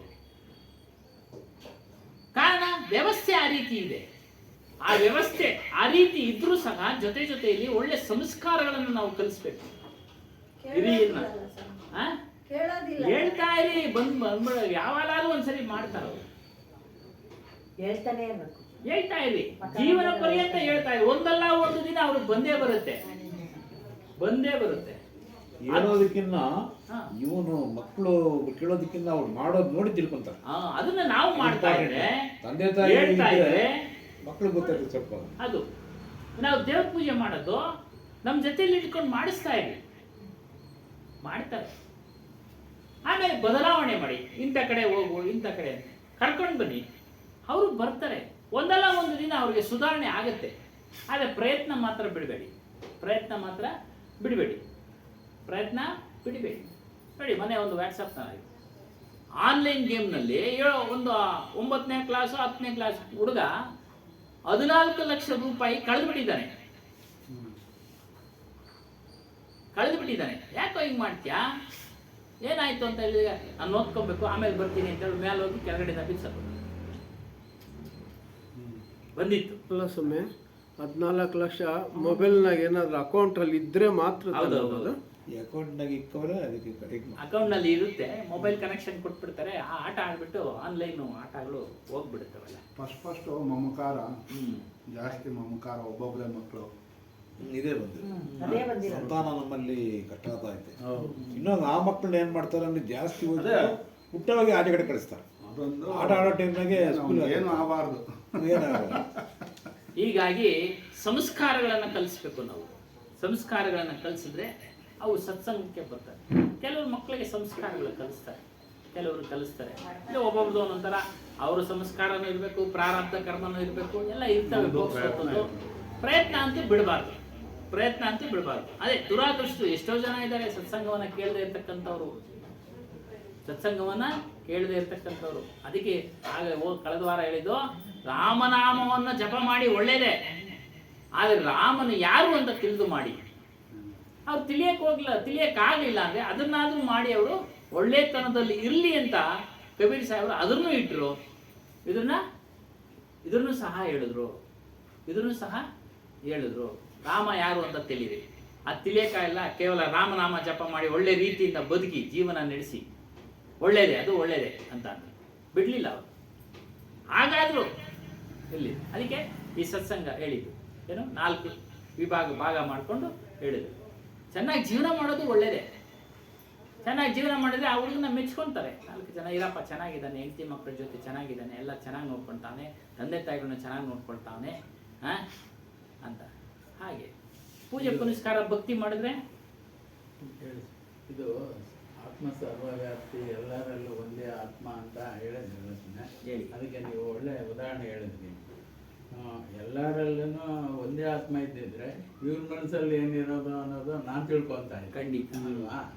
ಇವರು ಎಲ್ಲರಲ್ಲಿ ಒಂದೇ ಇದ್ದಿದ್ರೆ ಅವ್ರ ಹತ್ರ ಏನು ಐಡಿಯಾ ಐತೆ ನನ್ನನ್ನ ಅನ್ನೋದು ಗೊತ್ತಾಗ್ಬಿಡೋದು. ಆಮೇಲೆ ನೀವು ಅದಕ್ಕೆ ಏನೇನಿದೆ ಅನ್ನೋದು ನಿಮ್ಮಲ್ಲಿ ಇರೋದು ಒಂದೇ ಆತ್ಮ ನನ್ನಲ್ಲಿ ಇದ್ರೆ, ನಿಮ್ಮಲ್ಲಿ ಇವಾಗ ನೀವು ಸತ್ಸಂಗದಲ್ಲಿ ಹೇಳಿದ್ದು ನಾನೇನಿಗೆ ಬರ್ಬೇಕಾಯ್ತು ಸತ್ಸಂಗಕ್ಕೆ? ಅದಕ್ಕೆ ಅದನ್ನೇ ಇಲ್ಲಿ ಹೇಳ್ತಾರೆ, ಪುಸ್ತಕದಲ್ಲಿ ಹೇಳ್ತಾರೆ, ಎಲ್ಲರಲ್ಲೂ ಒಂದೇ ಆತ್ಮ ಇದ್ದಿದ್ರೆ ನಾನು ಯಾಕೆ ಇಲ್ಲಿ ಕುಳಿತು ಎಲ್ಲರಿಗೂ ಹೇಳ್ಬೇಕಾಗಿತ್ತು, ಅವ್ರವ್ರಿಗೆ ಅರಿವಾಗ್ಬಿಡ್ಬೇಕಾಗಿತ್ತು. ಇದು ಒಪ್ಪು ಅಂತದೆ ಸ್ವಾಮಿ. ಯಾಕಂದ್ರೆ ಅದಕ್ಕೆ ನಾನು ಹೇಳಿದ್ದು ಇದು ಸರ್ವೋತ್ತಮ ಜ್ಞಾನ ಅಂತ. ಇದಕ್ಕೆ ಅತಿ ಉತ್ತಮವಾದ ಅಂದ್ರೆ ಯಾಕೆ ಬಿಟ್ಕೊಡಲ್ಲ ಅಂತ ಅಂದ್ರೆ ಇದನ್ನ ಒಪ್ಪೋದಿಲ್ಲ ಕೆಲವರು. ಅಂದ್ರೆ ಅವ್ರವ್ರ ಪಕ್ಷದಲ್ಲಿ ಬಂದ್ಬಿಟ್ಟಿರ್ತಾರೆ. ಶಂಕರಾಚಾರ್ಯರ ಪಕ್ಷ, ರಾಮಾನುಜಾಚಾರ್ಯರ ಪಕ್ಷ, ಮಧ್ವಾಚಾರ್ಯರ ಪಕ್ಷ, ರಾಮನ್ ಪಕ್ಷ, ಕೃಷ್ಣನ್ ಪಕ್ಷ, ಹೀಗೆಲ್ಲ ಅವರೆಲ್ಲ ಬಿಟ್ಕೊಡಕ್ ತಯಾರಿಲ್ಲ. ಯಾಕಂದ್ರೆ ಅವ್ರಿಗೆ ಜೀವನದಲ್ಲಿ ಅದನ್ನು ಮಾಡ್ತಾ ಒಳ್ಳೇದಾಗ್ಬಿಟ್ಟಿರುತ್ತೆ. ನಾವು ಇದನ್ನ ಮಾಡಿದ್ರಿಂದ ನಮ್ಗೆ ಒಳ್ಳೇದಾಗಿದೆ ಅಂತೇಳಿ ಧಾರಣೆ ಮಾಡ್ಕೊಂಡ್ಬಿಟ್ಟಿರ್ತಾರೆ, ಗ್ರಹಿಸಿ ಬಿಟ್ಟಿರ್ತಾರೆ. ಹಾಗಾಗಿ ಅವ್ರು ಬಿಟ್ಕೊಡಕ್ಕೆ ತಯಾರಿಲ್ಲ. ಮತ್ತು ಇಲ್ಲಿ ಬಂದು ಕೇಳುವಂತ ಸಂಸ್ಕಾರನೂ ಇರೋದಿಲ್ಲ. ಆದ್ರೂ ಧ್ಯಾನ ಮಾಡ್ತಾ ಇರ್ತಾರೆ ಸ್ವಾಮಿ. ಅವರು ರಾಮನ್ ಧ್ಯಾನ ಮಾಡ್ತಾ ಇರ್ತಾರೆ, ಕೃಷ್ಣ ಧ್ಯಾನ ಮಾಡ್ತಾ ಇರ್ತಾರೆ, ಮೆಡಿಟೇಷನ್ ಮಾಡ್ತಾ ಇರ್ತಾರೆ. ಇವಾಗ ಜನಸಂಖ್ಯೆ ಜಾಸ್ತಿ ಆಗೋಗ್ತದೆ. ಒಳ್ಳೆ ಪ್ರಶ್ನೆ ಹಾಕಿದ್ರಿ ನೀವು. ಒಳ್ಳೆ ನಿಜವಾಗ್ಲೂ ನಮ್ಮ ಕರೆಕ್ಟ್ ಪ್ರಶ್ನೆ. ಆಗ್ಲಿಂದ ಮಾಡ್ತಾ ಇದಾರೆ. ನಮ್ಮ ಹನುಮಾನ್ ಸಾಹೇಬ್ರು ಅದೇ ಹೇಳ್ತಾ ಇದ್ರು, ಯುಗಗಳಿಂದಲೂ ರಾಮನನ್ನ ಮಾಡಿಸ್ತಾ ಇದ್ದಾರೆ. ರಾಮ ವಿಚಾರಕ್ಕೆ ಹೋಗ್ಬಿಟ್ರೆ ಬೇರೆ ಬರುತ್ತೆ. ಬೇಡ, ಒಂದೇ 1000 ವರ್ಷಗಳಿಂದ ಮಾಡ್ತಾ ಇದ್ದಾರೆ. ರಾಮನ ಹುಟ್ಟಿದ ನಂತರ ಅನ್ಕೊಳ್ಳಿ ಮಾಡ್ತಾ ಇದ್ದಾರೆ. ಕೃಷ್ಣನು ಹುಟ್ಟಿದ ನಂತರ ಕೃಷ್ಣನ ಜಪ ಮಾಡ್ತಾ ಇದ್ದಾರೆ. ಅವರೆಲ್ಲ ಮುಕ್ತರಾಗಿದ್ರೆ ಈ ಜನಸಂಖ್ಯೆ ಯಾಕೆ ಇಷ್ಟು ಆಗ್ಬೇಕಾಗಿತ್ತು? ಅದಕ್ಕೆ ಮುಕ್ತಿ ಆಗಿಲ್ಲ, ಅವ್ರಿಗೆ ಬಿಡುಗಡೆ ಆಗಿಲ್ಲ, ಹುಟ್ಟು ಸಾವಳ ಬಂಧನದಿಂದ ಬಿಡುಗಡೆ ಆಗಿಲ್ಲ. ಅದನ್ನೇ ಹೇಳ್ತಾ ಇರೋದು ಕಬೀರ್ ಸಾಹೇಬ್. ಏನೋ ಅವರೆಲ್ಲ ಮುಕ್ತರಾಗಿದ್ದ ಪಕ್ಷದಲ್ಲಿ ಯಾಕೆ ಜನಸಂಖ್ಯೆ ಜಾಸ್ತಿ ಆಗ್ತಾ ಇದೆ ಅಂತ ಹನುಮಾನ್ ಸಾಹೇಬ್ರು ಹೇಳಿದ್ರು, ಗುರುಗಳು ಆಗ್ಲೇ ಹೇಳಿದ್ರು. 50 ವರ್ಷಕ್ಕೆ ಮುಂಚೆ ಆಗ್ಲೇನೆ ಹಾಸ್ಪಿಟಲ್ ಬೆಡ್ ಇಲ್ಲ, ಅಷ್ಟು ಜನಸಂಖ್ಯೆ. ಇನ್ನು ಕೇಳ್ಬೇಕಾ ಈಗ? ಅದಕ್ಕಿಂತ ಡಬಲ್ ಆಗಿದೆ. ಅದರಿಂದ ಮುಕ್ತಿ ಇಲ್ಲ ಅವುಗಳಿಂದ. ನಾನು ಬರ್ತಾ ಅದೇ ಚಿಂತನೆ ಮಾಡ್ಕೊಂಡು ಬಂದೆ. ಏನು ಚಿಂತನೆ ಮಾಡ್ಕೊಂಡು ಬಂದೆ? ರಾಮನ ಜಪದಿಂದ ಮುಕ್ತಿ ಇಲ್ಲ, ಕೃಷ್ಣನ ಜಪದಿಂದ ಮುಕ್ತಿ ಇಲ್ಲ, ಬಿಡುಗಡೆ ಇಲ್ಲ. ಅವ್ರು ಮಾಡಲಿಕ್ಕೆ ಸಾಧ್ಯ ಇಲ್ಲ. ಅವರೇ ಗುರುಗಳು ಮಾಡೋ ಅವರವರೇ ಬಿಡುಗಡೆ ಹೊಂದಿದ್ರು. ಶ್ರೀರಾಮಚಂದ್ರನು ವಶಿಷ್ಠನ ಗುರು ಮಾಡಿಕೊಂಡು ಆತ್ಮಜ್ಞಾನವಂತ ತಿಳಿದ. ಕೃಷ್ಣನು ಸಾಂದೀಪಿನಿ, ಅಂಗೀರಸ ಇವ್ರನ್ನ ಗುರುಗಳನ್ನ ಮಾಡಿಕೊಂಡು ಆತ್ಮಜ್ಞಾನವನ್ನ ತಿಳ್ಕೊಂಡ. ಆದ್ರಿಂದನೇ ಅವನು ಆತ್ಮಜ್ಞಾನವನ್ನ ಅರ್ಜುನನಿಗೆ ಹೇಳೋದಕ್ಕೆ ಸಾಧ್ಯ ಆಯ್ತು. ಇಲ್ಲಾಂದ್ರೆ ಹೇಳಲಿಕ್ಕೆ ಸಾಧ್ಯ ಇಲ್ಲ, ಆಗ್ತಾ ಇರಲಿಲ್ಲ. ಅದಕ್ಕೆ ಅವನು ಹೇಳ್ದ ಆತ್ಮಜ್ಞಾನಿಯಾಗು, ಎಲ್ಲಾ ಗುಣಗಳಿಗೂ ಮೀರಿದಂಥವನಾಗು, ಆತ್ಮಜ್ಞಾನಿಯಾಗು ಅಂತ. ಅಂದ್ರೆ ತನ್ನನ್ನ ತಾನೇ ತಿಳಿಬೇಕು. ನಾವು ಕೇವಲ ಅವ್ರನ್ನ ಪೂಜೆ ಮಾಡೋದ್ರಿಂದ ನಮಗೆ ಬಿಡುಗಡೆ ಆಗೋದಿಲ್ಲ. ಮೊನ್ನೆ ಯಾರೋ ಹೇಳ್ತಾ ಇದ್ರು, ವಾಟ್ಸಪ್ನಲ್ಲಿ ಹಾಕಿದ್ರು, ಯಾರೋ ಪುರೋಹಿತರು ಬ್ರಾಹ್ಮಣರು, ಕೇವಲ ನಾಮ ಜಪದಿಂದ ಅನಂತ ಪಾಪಕರ್ಮಗಳು ಸುಟ್ಟು ಹೋಗ್ತವೆ. ನಾವು ಅದು ವಿಚಾರ ಮಾಡಿದ್ವಿ, ಅದು ಕಳೆದ ವಾರ ಅಲ್ವಾ? ಅವೆಲ್ಲ ಸುಟ್ಟು ಹೋಗೋದಿಲ್ಲ. ಸುಟ್ಟು ಹೋಗಿದ್ದ ಪಕ್ಷದಲ್ಲಿ ಯಾರು ಹುಡ್ತಾನೆ ಇರಲಿಲ್ಲ. ಎಷ್ಟು ವರ್ಷದಿಂದ ಮಾಡ್ತಾ ಇದ್ದಾರೆ? 2000 ವರ್ಷದಿಂದ ಮಾಡ್ತಾ ಇದ್ದಾರೆ, 3000 ವರ್ಷದಿಂದ ಮಾಡ್ತಾ ಇದ್ದಾರೆ. 2000 ವರ್ಷನೇ ತಗೊಳ್ಳಿ. ಅಲ್ಲ, ಪಾಪಗಳು ಸುಟ್ಟೋಗ್ಬೋದು, ಪುಣ್ಯ ಹೆಚ್ಚಾಗ್ಬೋದಲ್ಲ. ಪುಣ್ಯ ಹೆಚ್ಚಾಗಿ ಮತ್ತೆ ಅದು ಅನುಭವಿಸೋಕೆ ಬರಲೇಬೇಕಲ್ಲ. ಹೌದು ಸ್ವಾಮಿ, ಹೌದು, ಕರೆಕ್ಟ್, ಒಪ್ಕೊಳ್ಳೋಣ. ಅನುಭವಿಸಕ್ ಬಂದ್ಮೇಲೆ ಕಷ್ಟ ಅನುಭವಿಸ್ಬೇಕಲ್ಲ, ತಿರ್ಗಾ ಬರೀ ಸುಖನೇ ಇರಲ್ಲ. ಸುಖನೇ ಇರಲ್ವಲ್ಲ. ಹಾಗಾಗಿ ಅವ್ರವ್ರ ಪಾಪನೇ ಅವ್ರವರೇ ಸುಖಕ್ಕಾಗ್ಲಿಲ್ಲಲ್ಲ ಸ್ವಾಮಿ. ರಾಮನ ಅನುಭವಿಸ್ಬಿಟ್ಟ, ವಾಲಿನ ಸಾಯಿಸ್ಬಿಟ್ಟು ಅನುಭವಿಸಿನೇ ತಿರ್ಬೇಕು. ಕೇವಲ ರಾಮನಾಮ ಜಪದಿಂದ, ಕೃಷ್ಣನಾಮ ಜಪದಿಂದ ಪಾಪಕರ್ಮಗಳು ಸುಟ್ಟು ಹೋಗೋದಿಲ್ಲ. ನೀವು ಹೇಳ್ದಂಗೆ ಸುಟ್ಟು ಹೋಯ್ತು, ಪುಣ್ಯಕರ್ಮ ಬಂತು, ಮತ್ತೆ ಹುಟ್ಟಲೇಬೇಕಲ್ಲ. ಶ್ರೀಮಂತನಾಗಿ ಹುಟ್ಟಿದ ದೇಹ ರೋಗ ಇಲ್ಲದೆ ಇದೆಯಾ? ರಾಜನಾಗಿ ಹುಟ್ಟಿದ ದೇಹ ರೋಗ ಇಲ್ಲದೆ ಇದೆಯಾ? ಜಯಚಾಮರಾಜೇಂದ್ರ ಒಡೆಯರು, ನಾವು ಇನ್ನ ಸಣ್ಣ ಹುಡುಗರು, ಅವಾಗ 7ನೇ ಕ್ಲಾಸ್ 8ನೇ ಕ್ಲಾಸ್, ಯಾವ ರೀತಿ ಅವ್ರು ಮರಣ ಹೊಂದಿದ್ರು ಗೊತ್ತಿಲ್ಲ. ನಮಗೆ ಯಾರೋ ಹೇಳಿದ್ದು, ಕುಟುಂಬದ ಕಲಹದಿಂದ ಆತ್ಮಹತ್ಯೆ ಮಾಡಿಕೊಂಡ್ರು ಅಂತ ಹೇಳ್ತಾ ಇದ್ರು. ಅವಾಗ ಹೇಳಿದ್ದು ನೆನಪು. 73ನೇ ಇಸ್ವಿನ 74 74 ಅದೇ ಆಸ್ತಿಗೆ ಮಗ ಕೇಸ್ ಹಾಕ್ತಿದ್ದ. ಯಾರೋ ಹೇಳಿದ್ದು, ನಮ್ಗೇನದು ಗೊತ್ತಿಲ್ಲ ಅವಾಗ. ಹೀಗೆ ಈ ದುಃಖಗಳಿಂದ ಬಿಡುಗಡೆ ಆಗಕ್ಕೆ ನಾವು ತಿಳಿಸ್ತಾ ಇರೋದು. ಕೇವಲ ಪಾಪ ಕರ್ಮಗಳು ಸುಟ್ಟು ಹೋಗ್ಬಿಟ್ರೆ, ಪುಣ್ಯ ಜಾಸ್ತಿ ಆಗ್ಬಿಟ್ರೆ ರಾಜನಾಗ್ಬಿಡ್ತೀಯಾ, ಚಕ್ರವರ್ತಿ ಆಗ್ಬಿಡ್ತೀಯಾ, ದೇಹ ಬಂದ ಮೇಲೆ ದುಃಖ ಅಲ್ವಾ? ಇದರಿಂದ ಬಿಡುಗಡೆ ಆಗತಕ್ಕಂಥ ಪುಣ್ಯದ ಕಾರ್ಯವನ್ನ ಮಾಡ್ಕೋ ಅನ್ನೋ ಒಂದು ವಿಚಾರ. ಹಾಗಾಗಿ ನಾವು ಸತ್ಸಂಗ ಮಾಡಬೇಕು. ಅಲ್ಲಿಗೆ ಎಸ್ ಪ್ಲೀಸ್. ಆತ್ಮಜ್ಞಾನ ಯಥಾರ್ಥವನ್ನ ತಿಳಿಬೇಕು ಅನ್ಕೊಂಡ್ರೆ ಸುಮ್ಮನೆ ಜಸ್ಟ್ ಫಾರ್ ಇನ್ಫಾರ್ಮೇಶನ್ ಅಂದಂಗೆ ಇದನ್ನ ಟಿವಿಯಲ್ಲಿ ಡಿಬೇಟ್ ಇಟ್ಟಿದ್ರೆ ಇದನ್ನ ಬಹಳಷ್ಟು ನಮ್ಮ ಹಿಂದೂ ಧರ್ಮನ ವಿರೋಧ ಮಾಡ್ತಾ ಇತ್ತು. ಯಾಕಂದ್ರೆ ನೀವು ಇದು ಯಥಾರ್ಥ ಅಂದ್ರೆ ಮತ್ತೆ ಹುಟ್ಟಬಾರ್ದು ಅಂತ ಖಂಡಿತ ನಾವು ಹೇಳೋದು, ಮಧ್ಯ ನೀವು ಹುಟ್ಟಬೇಕು, ಜನಸಂಖ್ಯೆಯನ್ನ ಜಾಸ್ತಿ ಮಾಡ್ಬೇಕು, ಹಿಂದೂಗಳ ಸಂಖ್ಯೆಯನ್ನ ಜಾಸ್ತಿ ಮಾಡ್ಬೇಕು ಅನ್ನೋಂಥ ಸಿದ್ಧಾಂತ ಇವತ್ತು ನಮ್ಮ ಸಂಘದಲ್ಲಿ ನಮ್ಗೆ ಹೇಳ್ತಾ ಇರ್ತಕ್ಕಂಥದ್ದು. ಅವ್ರಿಗೆ ಇದು ಒಪ್ಪೋದಿಲ್ಲ. ಇವರು ಮತ್ತೆ ನೀವು 10 ಜನ ಯಾರು ಒಪ್ಪೋದಿಲ್ಲ ಸ್ವಾಮಿ.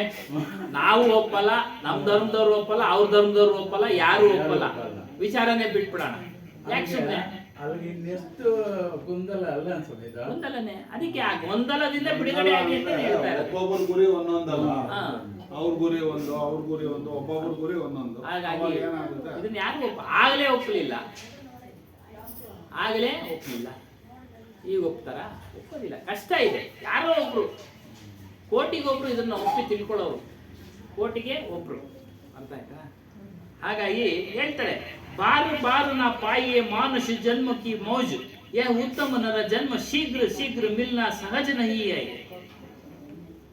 ಉತ್ತಮವಾದ ಪವಿತ್ರವಾದ ಈ ಮಾನವ ಜನ್ಮ, ಸ್ವಾಮಿಗಳು ಹೇಳಿದ್ರು, ಪುಣ್ಯ ಇರುತ್ತೆ, ಹುಡ್ತಾರೆ. ಶೀಘ್ರವಾಗಿ ಮತ್ತೆ ಸಿಗೋದಿಲ್ಲ, ಬೇಗ ಸಿಗೋದಿಲ್ಲ, ಬೇಗ ಸಿಗೋದಿಲ್ಲ, ಸಹಜ ನಹಿ, ಸಿಗೋದಿಲ್ಲ. ಈ ಒಂದು ಈಗ ಸಿಕ್ಕಿದೆಯಲ್ಲ ಜೀವನ, ಈ ಸಮಯ ಬಹಳ ಬೆಲೆ ಉಳ್ಳದು. ಕೀಮತಿ ಅಂದ್ರೆ ಬೆಲೆ ಉಳ್ಳದು. ಈ ಒಂದು ಜೀವನದ ಸಮಯದಲ್ಲಿ ನಾವೇನ್ ಮಾಡ್ತಾ ಇದ್ದೀವಿ, ಹಣ ಗಳಿಸೋ ಕಡೆ ಇದ್ದೀವಿ. ಗಳಿಸಲೇಬಾರ್ದು ಅಂತಲ್ಲ, ಪ್ರಶ್ನೆ ಹಾಕ್ಬಿಡ್ತಾರೆ. ಗಳಿಸ್ಬೇಕು, ಜೀವನ ಅವಶ್ಯಕ್ಕೆ ಹಣ ಬೇಕೇ ಬೇಕು. ವಿದ್ಯೆ ಗಳಿಸ್ತಾ ಇದ್ದೀವಿ, ಗಳಿಸಬಾರ್ದು ಅಂತಲ್ಲ, ಬೇಕು. ತಿಳುವಳಿಕೆಗೆ, ಜ್ಞಾನಕ್ಕೆ ಎಲ್ಲ ಬೇಕು. ಪರಿವಾರನೂ ಬೇಕು. ಹೆಂಡತಿ, ಮಕ್ಕಳು, ತಂದೆ, ತಾಯಿ ಎಲ್ಲ ಬೇಕು. ಕೀರ್ತಿ ಅದು ಬೇಕು ಮನುಷ್ಯನಿಗೆ. ಇದನ್ನೇ ಮಾಡ್ತಾ ಇದೀವಲ್ಲ ನಾವು ಜೀವನ ಪೂರ್ತಿ ಅಂತ. ಮಾಡಿ, ಕೀರ್ತಿ ಸಂಪಾದನೆ ಮಾಡಬೇಕು, ಮಾಡಿ. ಹಣ ಗಳಿಸ್ಬೇಕು, ಮಾಡಿ. ವಿದ್ಯೆ ಗಳಿಸ್ಬೇಕು, ತಿಳುವಳಿಕೆಗೆ ಬೇಕು, ಮಾಡಿ. ಇದನ್ನೆಲ್ಲ ಪಡೆಯೋದಕ್ಕೆ ಮಾನವ ಜೀವನ ಬೇಕು. ಬೇರೆ ಜನ್ಮಗಳಲ್ಲಿ ಸಾಧ್ಯ ಇಲ್ಲ. ಆದ್ರೆ ಇವೆಲ್ಲವೂ ಸಹ ನಿಮ್ಮ ಆಯುಷ್ಯನ 1 ದಿನ 1 ಗಂಟೆ ಹೆಚ್ಚಿಸೋಕೆ ಸಾಧ್ಯ ಇದೆಯಾ? ಆಯುಷ್ಯನ ಎಷ್ಟು ಆಯುಷ್ಯಿದೆ? ಅಕಸ್ಮಾತ್ ಒಂದು 65 66 ವರ್ಷಕ್ಕೂ ತೆಗೆದುಕೊಂಡು ಹೋಗೋಕ್ಕೆ ಸಾಧ್ಯ ಇದೆ. ನೀವು ಗಳಿಸಿರೋ ಹಣ, ಕೀರ್ತಿ, ವಿದ್ಯೆ ಇವುಗಳಿಂದ ಸಾಧ್ಯ ಇದೆಯಾ? ಸಾಧ್ಯ ಇಲ್ಲ. ಅದಕ್ಕೆ ಅಮೂಲ್ಯವಾದ ಜೀವನ ಅಂತ ಹೇಳ್ತಾರೆ. ಅಂದ್ರೆ ನಮ್ಮ ಮೊದಲನೇ ಕೆಲಸ ಏನು ಅಂದ್ರೆ, ಇವುಗಳನ್ನೆಲ್ಲ ಗಳಿಸಪ್ಪ. ನೀನು ಜೀವನೋಪಾಯಕ್ಕೆ ಬೇಕು, ಊಟ ಮಾಡೋದಕ್ಕೆ, ವಸ್ತ್ರ, ವಸತಿ ಇವೆಲ್ಲ ಬೇಕು. ನಮ್ಮ ಮನಸ್ಸು, ನಮ್ಮ ಮಾತು, ನಮ್ಮ ಶರೀರ ಪವಿತ್ರವನ್ನು ಮಾಡ್ಕೊಳ್ಳಿ. ಪವಿತ್ರವಾಗಿ. ಹೇಗೆ ಪವಿತ್ರ?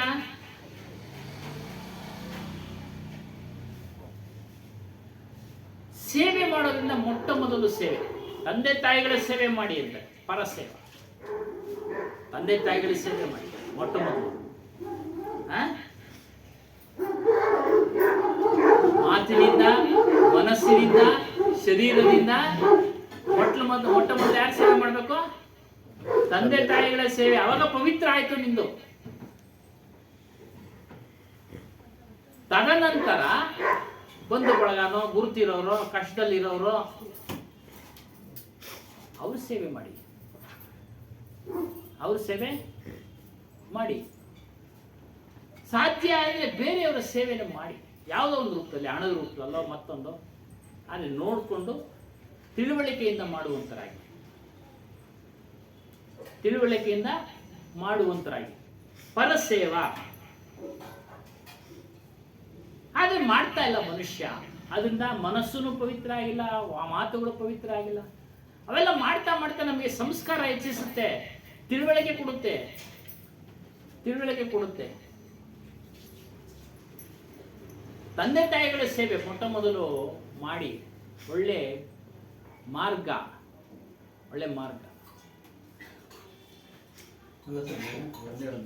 ಹೇಳಿ ಸರ್. ತಂದೆ ತಾಯಿರು ಒಳ್ಳೆ ಬೆಳೆಸ್ತಾರೆ ಅನ್ಕೊಳ್ರಿ. ಒಬ್ರು ಯಾವಾಗ ವಟ ಅಂತ ಇದ್ರಿ, ಏನ್ ಸೇವೆ ಮಾಡೋದು ಅವ್ರಿಗೆ? ಈ ಕಿವಿ ಕೇಳಿ, ಅಡಿಕಿವಿ ಕೊಟ್ಟಿದೀವಿ ನಿಮ್ಗೆ. ಈ ಕಿವಿಲಿ ಕೇಳಿ, ಈ ಕಿವಿಲಿ ಬಿಡಿ.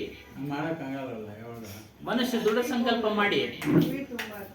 ಅಲ್ಲ, ಇನ್ನೂ ಹೇಳಿದ್ರು ಹತ್ತಿಕೊಂಡ್ಬಿಡ್ರಿ ಅಂತ. ಅಷ್ಟೇ. ನಮ್ಮನ್ನ ಇಷ್ಟುದ್ದ ಇದ್ದಪ್ಪ ಮಾಡಕ್ ಅವ್ರು ಎಷ್ಟು ಕಷ್ಟ ಬಿದ್ದಾರೆ ಅಂತ ಅದನ್ನು ಯೋಚನೆ ಮಾಡಿ. ನಿನ್ನೆ ಒಂದು ವಾಟ್ಸಪ್ಪಲ್ಲಿ ಇದು ನೋಡಿದೆ ಸ್ವಾಮಿ. ಒಬ್ಬ ತಾಯಿ ಮಗ ಫಾರಿನ್ಗೆ ಹೋಗಿರ್ತಾನೆ, ಬಂದವನೇ ಆಸ್ತಿ ಮೋಸ್ಟ್ ಆಸ್ತಿ ದುಡ್ಡು ಬಂಗಾರ ಎಲ್ಲ ತಂದವನೇ.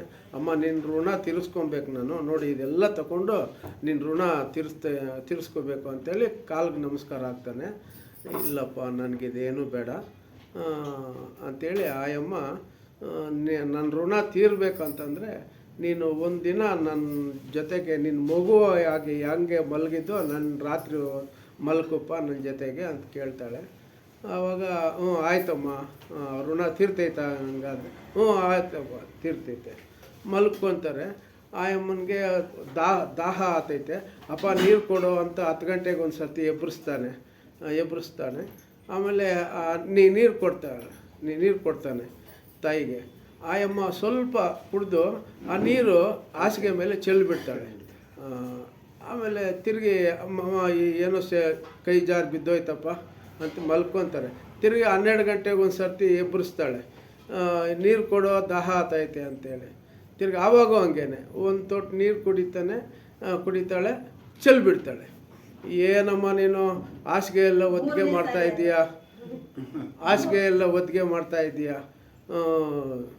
ಅಂತ ಸ್ವಲ್ಪ ಬೇಸರಿಕೆ ಮಾಡ್ಕೊತಾನೆ. ಆಯಿತು ಅಂತೇಳಿ ಮಲ್ಕೊತಾರೆ. ತಿರುಗಿ ಬೆಳಗಿನ ಜಾವದ 4 ಗಂಟೆಗೆ ಎಬ್ಬರಿಸ್ತಾಳೆ, ದಾಹ ಆತೈತೆ ನೀರು ಕೊಡು ಅಂತ. ಆವಾಗ ತುಂಬ ಬೇಜಾರು ಮಾಡಿಕೊಂಡು, ಏನಮ್ಮ ನೀನು ಸುಮ್ಮನೆ ನಾನು ಮಲ್ಗೋಕ್ಕೆ ಬಿಡೋದಿಲ್ಲ ಅಂಥೇಳಿ ಆವಾಗ ತಂದು ಕೊಟ್ಟರೆ ಸ್ವಲ್ಪ ಕುಡಿದು ಮತ್ತೆ ಚೆಲ್ಲಿಬಿಡ್ತಾರೆ. ಚೆಲ್ಲಿದ್ರೆ ಏನಮ್ಮ ನೀನು ಹಿಂಗೆ ಮಾಡ್ತಾ ಇದೀಯಾ ಅಂತ ಬೈತಾನೆ. ಬೈದರೆ ಆವಾಗ ಹೇಳ್ತಾಳೆ ಆ ತಾಯಿ, ಏನಪ್ಪ ನೀನು ಬರೇ ಒಂದು ರಾತ್ರಿಗೇನೆ 3 ಸರ್ತಿ ತ್ಯಾವ ಮಾಡಿದ್ರೇನೆ ನೀನು ಇಷ್ಟೊಂದು ಬೈತಾ ಇದೀಯಾ? ನಿನ್ನ ಮಗು ಇದ್ದಾಗ ನನ್ನ ಮಳ್ಳಲ್ಲಿ ಹಾಕ್ಕೊಂಡು ಎಷ್ಟು ಸರ್ತಿ ನೀನು ನನ್ನ ಮಳ್ಳಲ್ಲಿ ಉಚ್ಚ ಉಯ್ದಿದ್ದೀಯಾ? ಅದೆಲ್ಲ ನೀನು ಅರಗಿಸ್ಕೊಂಡು ನೀನು ಎಷ್ಟು ದೊಡ್ಡವನಾಗದೆ, ಆ ಋಣ ಹೆಂಗಪ್ಪ ತೀರಿಸ್ತೀಯ ನೀನು ಅಂತೇಳಿ ಆ ವಾಟ್ಸಾಪ್ನಲ್ಲಿ ಬಂದಿತ್ತು. ಒಳ್ಳೆ ವಿಚಾರ. ಹಂಗೆ ನಮ್ಗೆ ಸಮಾಧಾನ ಬೇಕು ಸ್ವಾಮಿ. ಏನ್ ಒಳ್ಳೆ ವಿಚಾರ ಅಂತ ಈಗಿನ ಪ್ರಶ್ನೆ ಹೇಳಿದ್ರೆ ಅವತ್ತೇ ನಾನು ಬಿಸಾಕ್ಬೇಕಾಯ್ತು. ಯಾಕೆ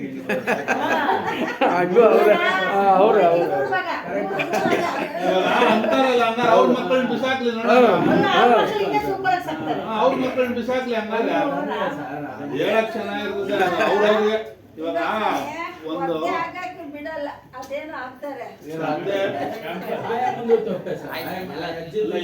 ನಾನು ಹೇಳೋದು ತಂದೆ ಗುಣ, ತಂದೆದು ಇದು ಗೊತ್ತಾಗಬೇಕಾದ್ರೆ ಅವನ್ ತಂದೆ ಆದಾಗೇನೆ, ತಾಯಿ ಶಕ್ತಿ ಗೊತ್ತಾಗಬೇಕಾದ್ರೆ ಅವಳ ತಾಯಿ ಆದಾಗೆ ಗೊತ್ತಾಗಬೇಕು. ತಾಯಿ ಎಷ್ಟು ಕಷ್ಟಪಟ್ಟಿರ್ತಾರೆ. ಸಾಮಾಜಿಕ ಅವೆಲ್ಲ ನಡೀತಾ ಇರ್ತಾರೆ, ಮಾತುಗಳು ಬೇರೆಯವ್ರಿಗೆ ನಾವು ಹೋಲಿಕೆ ಮಾಡ್ಕೊಳ್ಳೋದು ಬಿಟ್ಬಿಡ್ಬೇಕು. ಮೊಟ್ಟ ಮೊದಲು ನಾವು ಬದಲಾವಣೆ ಆಗ್ಬೇಕು. ನಾವು ಬದಲಾವಣೆ ಆಗಕ್ಕೆ ನಾವ್ ಇಲ್ಲಿ ಸೇರಿರೋದು. ಇದೆಲ್ಲ ದೃಷ್ಟಾಂತಗಳು ಅಷ್ಟೇ, ಉದಾಹರಣೆ. ನಾವು ಬದಲಾವಣೆ ಆಗೋದಿಕ್ಕೆ ತಾಳ್ಮೆಯಿಂದ ಇರೋದಕ್ಕೆ ನಡೀತಾ ಇದೆಯಾ? ತಾಳ್ಮೆ ಕಳ್ಕೊಳ್ರಿ ಮತ್ತೆ ಇರ್ತಾನ. ನಮ್ಮ ತಾಯಿ ತಾಳ್ಮೆನ ನಾನು ಅದಕ್ಕೆ ಮಾತಾಡ್ತಾನೆ ಇಲ್ಲ. ತಿರ್ಗಿ ನಮ್ಮಪ್ಪ ಹೈ ಕ್ಲಾಸ್. ನಮ್ಮಪ್ಪ ನನ್ಗೆ ಅಷ್ಟೊಂದು ಸಂಪರ್ಕ.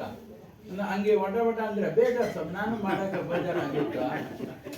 ಅದು ಹೆಂಡತಿಗಳು ಅವೆಲ್ಲ ಸಂಸಾರ ನಾವು ರೂಢಿಸ್ಕೋಬೇಕು. ಹೆಂಗಿದ್ರೆ ಹಂಗೆ ಅಂದ್ಬಿಟ್ಟು ಹೇಳೋದು ಎಲ್ಲಾರು ಹೇಳ್ತಾರೆ. ಒಟ ಅಂತಾರಲ್ಲ, ಅವರು ಸತ್ಸಂಗ ಕೇಳಿಲ್ಲ ಅನ್ಕೊಡಿ. ಇನ್ನೊಂದು ಹೇಳಿದ್ರು ಏನೋ ಅರ್ಥ ಆಗಲಿಲ್ಲ, ಸತ್ಸಂಗ ಕೇಳೋದಿಲ್ಲ.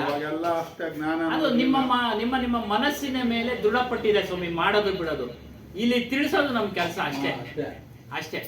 ಏನಮ್ಮ ತಿಳಿಸೋದು ಅಷ್ಟೇ ಕೆಲಸ. ಮಾಡೋದು ಬಿಡೋದು. ಯಾಕಂದ್ರೆ ನಾವು ಸಹ ಆಗುತ್ತೆ, ಸಮಯ ಸಂದರ್ಭ ಬೇಸರ ಆಗುತ್ತೆ, ಎಲ್ಲ ಆಗ್ತವೆ, ಅವೆಲ್ಲ ಸಾಮಾನ್ಯ. ಮಾಡಿ ಅಂತ ಹೇಳ್ತೀವಿ. ಹಿಂದಿನವರೆಲ್ಲ ಮಾಡಿದ್ರು. ಇವಾಗ ರಾಘವೇಂದ್ರ ಮಹತ್ವ ಬರ್ತಾ ಇದೆ, ಅವ್ರು ಮಾಡ್ತಾ ಇದ್ದಾರೆ, ಆ ಥರ ತೋರಿಸ್ತಾರೆ. ಈಗ ಮಾಡ್ಲಿಕ್ಕೆ ಆಗಲ್ಲ ಅನ್ಕೊಳ್ಳಿ, ಮಾಡೋದಕ್ಕಾದ್ರೂ ಪ್ರಯತ್ನ ಪಡಿ. ಅಥವಾ ಅದಲ್ಲದೆ ಹೋದ್ರು ಹೇಳಿದ ಮಾತು ಕೇಳಿ ನಡ್ಕೊಂಡ್ರೆ ಸಾಕು. ಏನ್ ಸ್ವಾಮಿ, ಆ ಸ್ಥಿತಿನಲ್ಲಿದ್ರು ಸಾಕು, ಏನ್ ತೊಂದರೆ ಇಲ್ಲ. ಅದಕ್ಕೆ ಹೇಳ್ತಾರೆ, ನೀನು ಸಾಧು ಸಂಗತವನ್ನ ಮಾಡಿದ್ರೆ ನಿನ್ನನ್ನು ನೀನು ಪರೀಕ್ಷೆ ಮಾಡ್ಕೋ. ನಾನು ಯಾರೋ, ನನ್ನ ಕರ್ತವ್ಯ ಏನೋ, ನನ್ನ ಜೀವನದಲ್ಲಿ ಶಾಂತಿನ ಹೇಗೆ ಪಡಿಬೇಕು ಅನ್ನೋದನ್ನ ಇವು ಇತ್ಯಾದಿ. ತುನೆ ಕ್ಯಾಕಿಯ ನೀನೇನ್ ಮಾಡಿದೆ?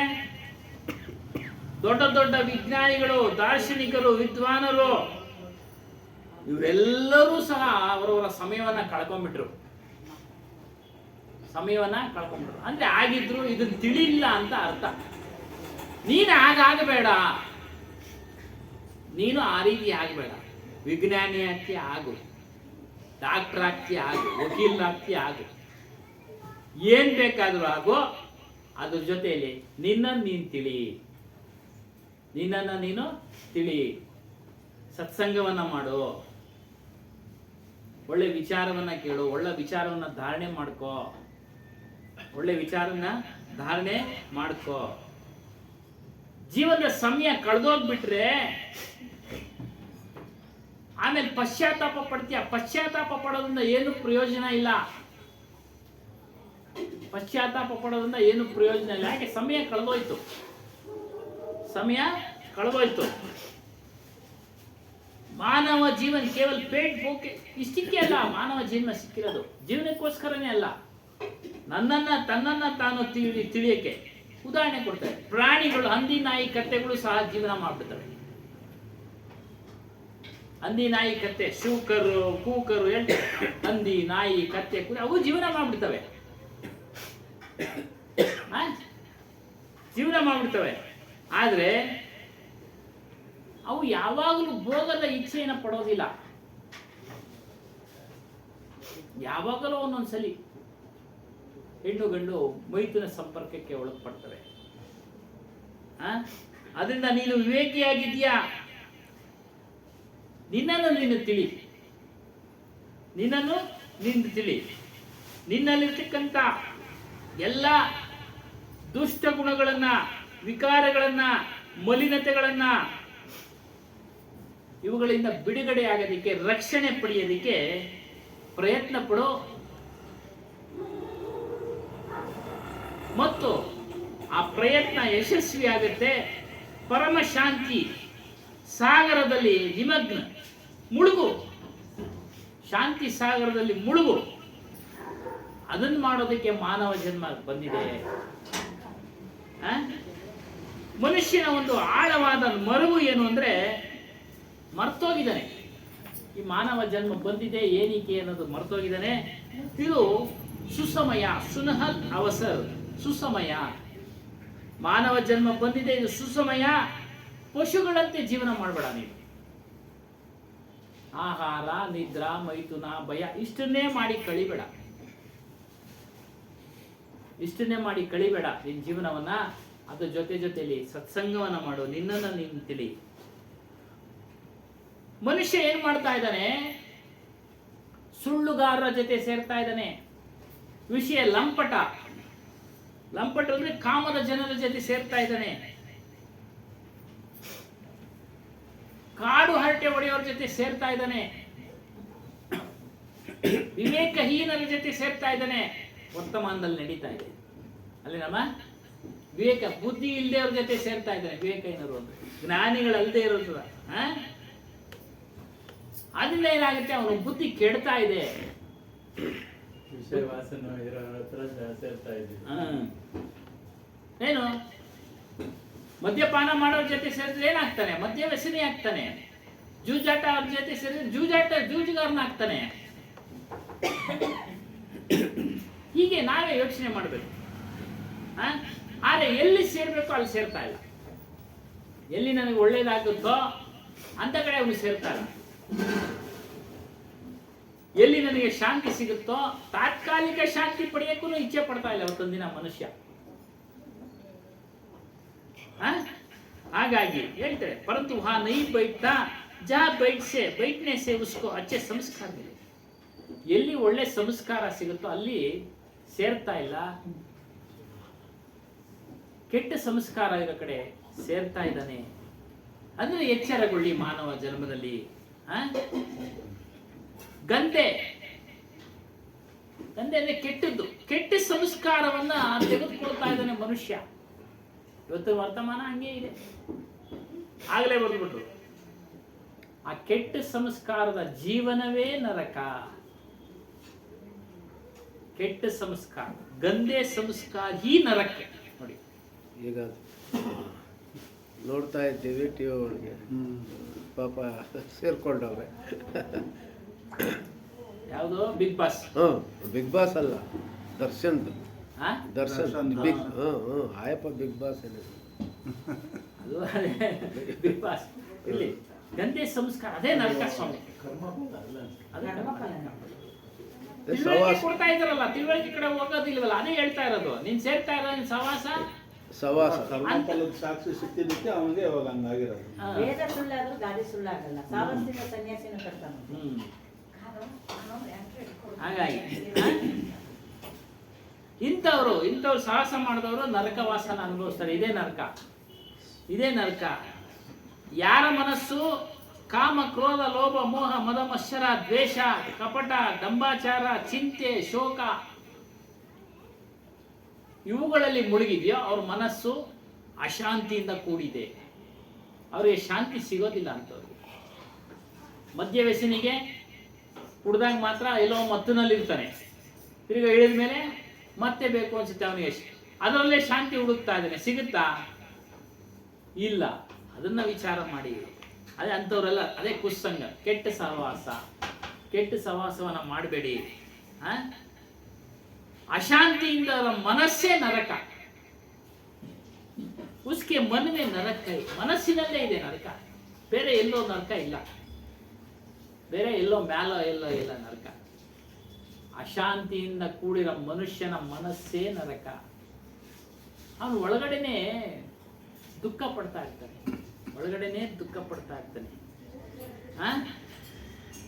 ಈ ಕೆಟ್ಟ ಹವ್ಯಾಸಗಳನ್ನ ಯಾರು ಸುತ್ತಕೊಂಡಿದಾರೋ ಅಂತವರು ನರಕದಲ್ಲಿ ವಾಸ ಮಾಡ್ತಾ ಇದ್ದಾರೆ ಅಂತ ತಿಳ್ಕೊಳ್ಳಿ.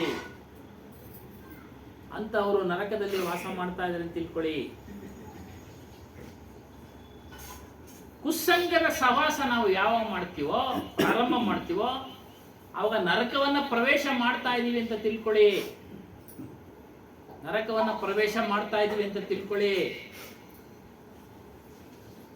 ಕುಸ್ಸಂಸ್ಕಾರ ಮತ್ತು ಕುಕರ್ಮಗಳಲ್ಲಿ ಯಾರು ಮುಳುಗಿರ್ತಾರೋ ಅವರು ನರಕದಲ್ಲಿ ಮುಳುಗಿದ್ದಾರೆ ಅಂತ ತಿಳ್ಕೊಳ್ಳಿ. ಅದಕ್ಕೆ ಕಬೀರ್ ಸಾಹೇಬರು ಜಾತ್ ಸಬನ್ ಕಹು ದೇಕಿಯ ಕೈ ಕಬೀರ್ ಪುಕಾರ್. ನಾನು ಕೂಗಿ ಹೇಳ್ತಾ ಇದ್ದೀನಿ, ಹೇಳ್ತಾ ಇದ್ದೀನಿ. ಎಲ್ಲರೂ ಸಹ ನರಕದ ಕಡೆ ಹೋಗ್ತಾ ಇದ್ದಾರೆ. ಗಾಬರಿ ಆಗಬೇಡಿ. ನಿಮ್ಮ ಒಳಗಡೆ ಇಣುಕಿ ನೋಡಿ.